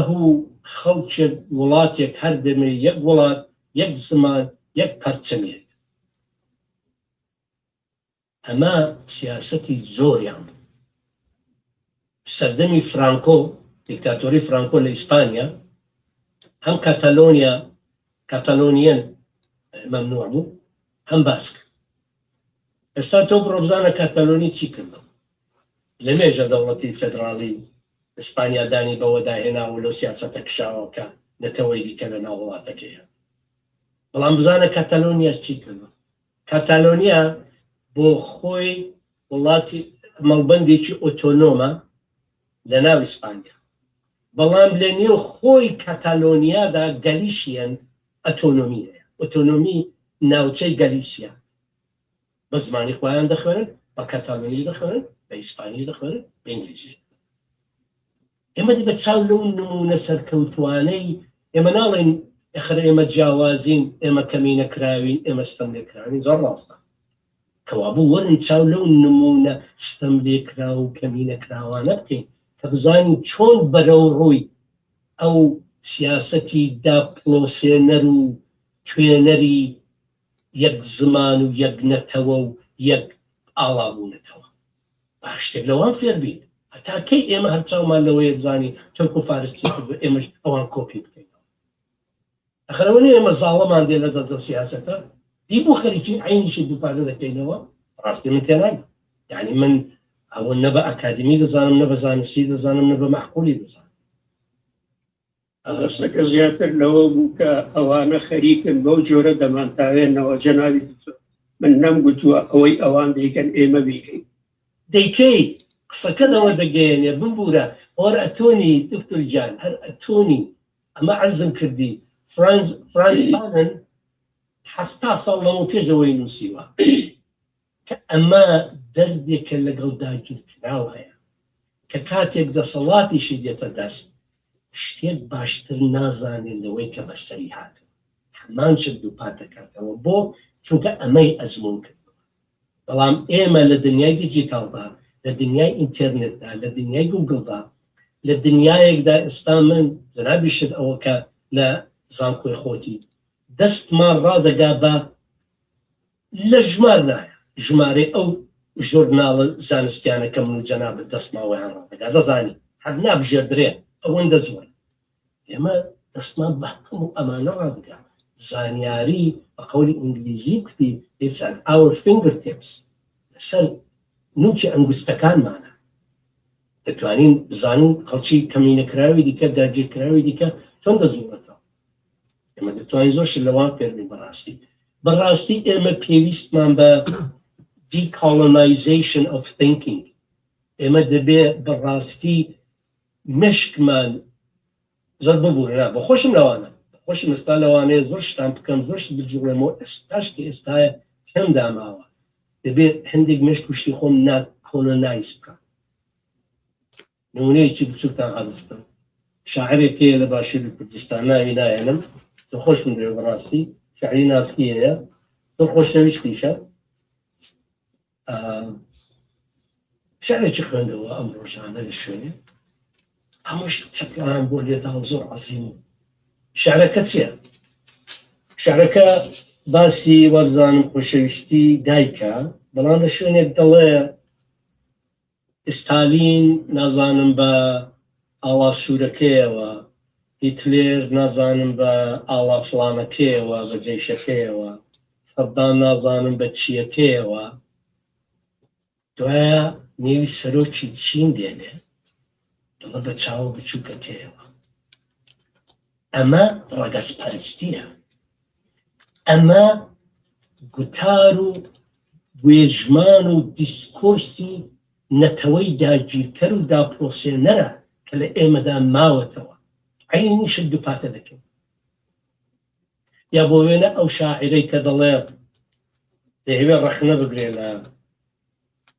سەڵاتدارانی باشووری کوردستان کە بە خەڵک ڕانەگەیشتن و کاریباکان نەکردەوە بەڵام بەشێکی زۆری داوانەگەڵینەوە بە جێگاخۆی بەڵام دەڵێ لە بری هەموو کارێکی باش بینای گەڵدەیان دروست کردەوە و بینای فڵان و ماکەرمۆڵیان دروست ماکەرمۆڵ ئێمە پێویستمان بەوەیە بە هیندێک ئەوانەدا بینینەوە خۆمان دیکاڵەنایز بکەین خۆمان ناکۆلۆنیزە بکەین لە بواری زمانی کە باسی نەتەوە دەکەین کە باسی زمان دەکەین کە باسی ژەندەر دەکەین لە زۆر بوارانەوە بەڕاست بۆ ئیسانیش تاوانەکان پێشتر لە خۆمانەوە نە ئێمە دەسەڵاتمانە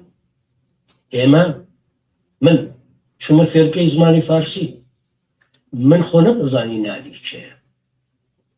من شانسم لێ ناخزمی هێ من بووم دەمزانی هێ من چێ و من ئاگامەرەوانی تر نەم سوزانم سالم چێ چێ بەمنی کتۆ تاهیر بەژی صاحب قەڕان چێە بەو غەزەلە عەزیمانەوە کە لە لای من زۆر زۆر ناسکتر و خۆشترن لە غەزەلی سعدی ئەم سعدی و حەفزە بە مکتۆ من ئاوا گەورم کەما بکە گەورەش بووم کە بنووسم دەبێ وەگام بنووسم و تەشبیه و ئیستعارە و پێچواندن و هەموو شت وەکو وان بێدەنا ناگەتە شان ئەم جۆرە شتانەش دیدمان بۆ زمان بۆ سیاسەتی زمانی بۆ پلانی زمانی بەڕاستی دەبێ خۆڕەسک بێت دەبێ هەڵقوڵێ لە هەلومەرجی واقعی و ڕاستەقینەی کوردستان و خەڵکی کورد ئێمە ناتوانین حاشا بکەین ئێمە لە چوار وڵاتی جیاوازدا دەژین کە لە چوار وڵاتی جیاوازدا دەژین ناکرێت بە تووش ناکرێت کە زمانێکی هاوبەش دروست بکەین بەڵام لە دەستمان دێن کە ئەو زمانانە ڕابگرین و ئەو شێوەزارانە لیان تێبگەین کە زۆرتر ئەمانە فێر بکەین بە تایبەت لە کوردستان لەو شوێنانێکە لە دەسەڵاتێ لە شوێنێکی وەکو ئامەد کورمانجێک کە لە زازاکی فێر بێ لە فێرکە بۆنە ئەو چاوەڕوانە زازاکێکە فێری بێ بەڵام بۆ ئەو نابێ چاوەڕوان بکەوی تریش فێری بێ و دەتوانین دەتوانین بڕوامان هەبێت کە چەند زمانە بوون polyglot multilingualism بە نرخی هیچ زمانێک تەواو نابێت وەکو تەنیا دەوڵەمەندترمان دەکات دەوڵەمەندترمان دەکات لە ئاستی هۆشێکیەوە لە ئاستی لێهاتووی ئەکادیمیەوە لە ئاستی باشتر تێگەیشتن لە کولتوری دیکەوە و لە ئاستی بازاڕیشەوە بۆ بازاڕی کار زۆر باشتر دەبینێمە هەتا چەند زۆرتر زمان بزانین کارامەتر دەبین و زۆرتر لێهاتوویمان کارتۆر ببوورە ئەگەم لێرە مداخلەی بچووکم هەیە بە ئیجازەی هاوڕێیە وەکو یعنی ئەگەر تۆ بۆ پێداوینگەی بەڕێستان دەسەڵات کاریگەری هەیە لەسەر پاراستنی زمان وهەروە من وای دەبینم لێگەڕینە یاخود بڵێنە ئەو ریسێرچانەی کە لەسەر زمان دەکرێت لە وڵاتێکی وەکو ئێران دیسان لە ژێر کاریگەری ئەو دەسەڵاتەیە یعنی هەتا داگەر هاوسەنجی هەبێ ینی ئەو ئەکادمیستەی کە لە ڤانکوڤەرەوە خەڵکی نردووە بەڵام کە لە کۆتایی ڕۆژدا دەکەوتە ژێر کاریگەری دەوڵەتێکی فاشی وەکو ڕژێمی ئێران بۆ خۆت بە دەسەڵات بە شتێکی گرنگ دادەنێکە دەتوانێتن ڕاستیەکان ئاوەژوو بکە یان دەتوانێت گەماروی بدە بەڕاستی ژوایە لەبەرەوە ئەو لێکۆڵینەوە ناڵێم تەواو نییە بەڵام گومانیشم هەیە گومانم لە ڕژێمەکە هەیە لا نەکەرەوە باشتەکە عەرزکە مەسەلە ڕژێمی ئێرانیە برات من ئەوە نزیکەی 20 ساڵە کورسێک دەڵێمەوە کورسی خوێندنی باڵایە بۆ ماستەر و دکتۆر critical discourse analysis شیکاری ڕەخنەگرانەی داق لە ڕوانگەی منەوە ڕوانگەی ئەو بوارەوە ڕوانگەی برای خۆشتەوە هەموو گوتارێک ئایدۆلۆژیایە هیچ گوتارێک لەسەر ئەم کوڕەی زەوی نییە کە بەبێ ئایدۆلۆژیە بەڵام جیاوازەکە ئەمەیە کام ئایدۆلۆژی باش خراپ لایەنگری چێر دەیەوێت چ پاڵ پێوانێت چه ئایدۆلۆژیە پاڵ پێوانێت لەبەر ئەمە پێویستە هەموو دقێک بەڕاستی هەموو دقێک بە وشیاری بخوێنێت بە وردی هەوری سەنجێنی دقێک کە دەڵێ بۆ وێنە زمانی کوردی فلانە زمانی 3000 ساڵ 5000 ساڵ لە مەڵدەر خزمن پاشان تۆ یەک کەرەسەی زانستی زمانەوانی کە 150 ساڵە ئەو بوارە کاری تێدا دەکات یەک کەرەسەر نابینی تێدا لە هەڵ سەنگاندنەکەیدا چۆن بڕوای پێ دەکەیت وەرە حەقایەتێکی خۆشە حەقایەتێکی خۆشە بەوە دەبێت لە مچکۆدانیشی و دووچایی لەسەر خۆی فڕی بەسەر ئەکادیمیەوە کە بەشێکی دەگەڕێتەوە ئەو دۆستە بەڕێزەی کە کوتی دەبێت بزانین ئەوان وەک ئەوەیە کە مەسەلەن ئەوان بێعەقڵ بەڕای من ئەوە بێڕێزیە بە ئەوانی دیجا هەر کەس من ئەوانی تر دکتۆریان هەیە ئەوانی تر لێکۆڵەران هەیە ئەوانی تر ئەکادیمیان هەیە ئەوانی تر پێمان پێ دەکەن کەشتی ئاوا ببیسن ئەوانی تر زۆرتر بە ئەمە بڕوا دەکەن ئەوە ئێستا نیشانتان دەدەن ئەوە نەخشەی زمانەکانی پارێزگای گیلانە بزانە زۆر بە جوانی دەڵێن ئەمانە ئەو شینە تۆخە ئەمە تورکیە کەوایە لای ئاستارەوە ناوەودا ئەمەیان سنترال تالیشیە ئەوە تالیشیە ئەو سوورە ئەو سەوزە وەسترن گیلەکیە گیلەکی غەربی ڕۆژاوایی تەنانەت لێرە خاڵێکی بچووک هەیە گازگیشە نۆردن کوردش کورمانجی لێرە قسە دەکرێت ئەمانە فەرمو کورمانجی نۆردن کوردش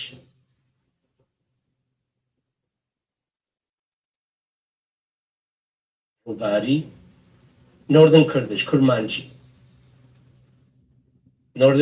کورمانجی لەکی ئەوش دەبێت لەکی زۆر ئەوانە بەڕا من دەزانم ئەوانە چۆن کار دەکەن ئەمانە هیچ جویان لەوەی نییە ئەو دەوڵەتە پێی خۆشە پێی ناخۆشە هیچ کۆنترۆلێکشی نییە ئەمە لە زانکۆی کارڵتۆن بەڕێوە دەچێت هیچ کۆنترۆلی لەسەر چاو لە کوردستان بکەم بزان کوردستان چەند جوانی کردو بزانە ئایا کوردستان فارسی تیاویشتەوە بڵە وەڵام فارسی لێرەش هەیە کابوون بورن کوردستانیش هەبوو خۆ پارێزگای کوردستان ئەوەتە ئەو پارێزگای کوردستان پارێزگای کوردستان چاولە لە جندەکە بکەن لێرە نەخشەکە هەورامی کوردی ناوەندی کوردی باشووری و بڕێکیش تورکی ئەو لای سۆخۆر و ئەوانە تورکی ترەوە بەرەو هەمەدان و ئەوە بڕێک تورکی ئەو لەو سەر سنوورە هەیە ئەوی دیکەوە هەموو کوردی سنتراڵی نێوناوە ئەردەڵانی سنتراڵ کوردش لای قوروەش بەڵێ ئێرە مەسەل لای بیجارە کە بووە بە کوردی جنوبی یان کەلهوڕی ئەم سوورەش هەورامیە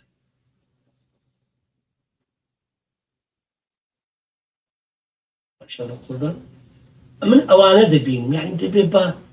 بە بەڵگە ئینسان قسە بکات دەبێت بەڵگەت پێبێ دەبێت خۆتی لەسەر ماندوو بکەی ئێمە ئەو نەخشەی کە نیشانم دان پێشتر کە ڕەخنەشتان لێ هەبووە ئەو ڕەخنانە بە تایبەت کاگامان ئاماژەی بێ دووشت کرد زۆر بەڕاستی بەلامەوە گرنگ بوو دەبێت سەردانی بکەینەوە لەگەڵ هاوکارەکانم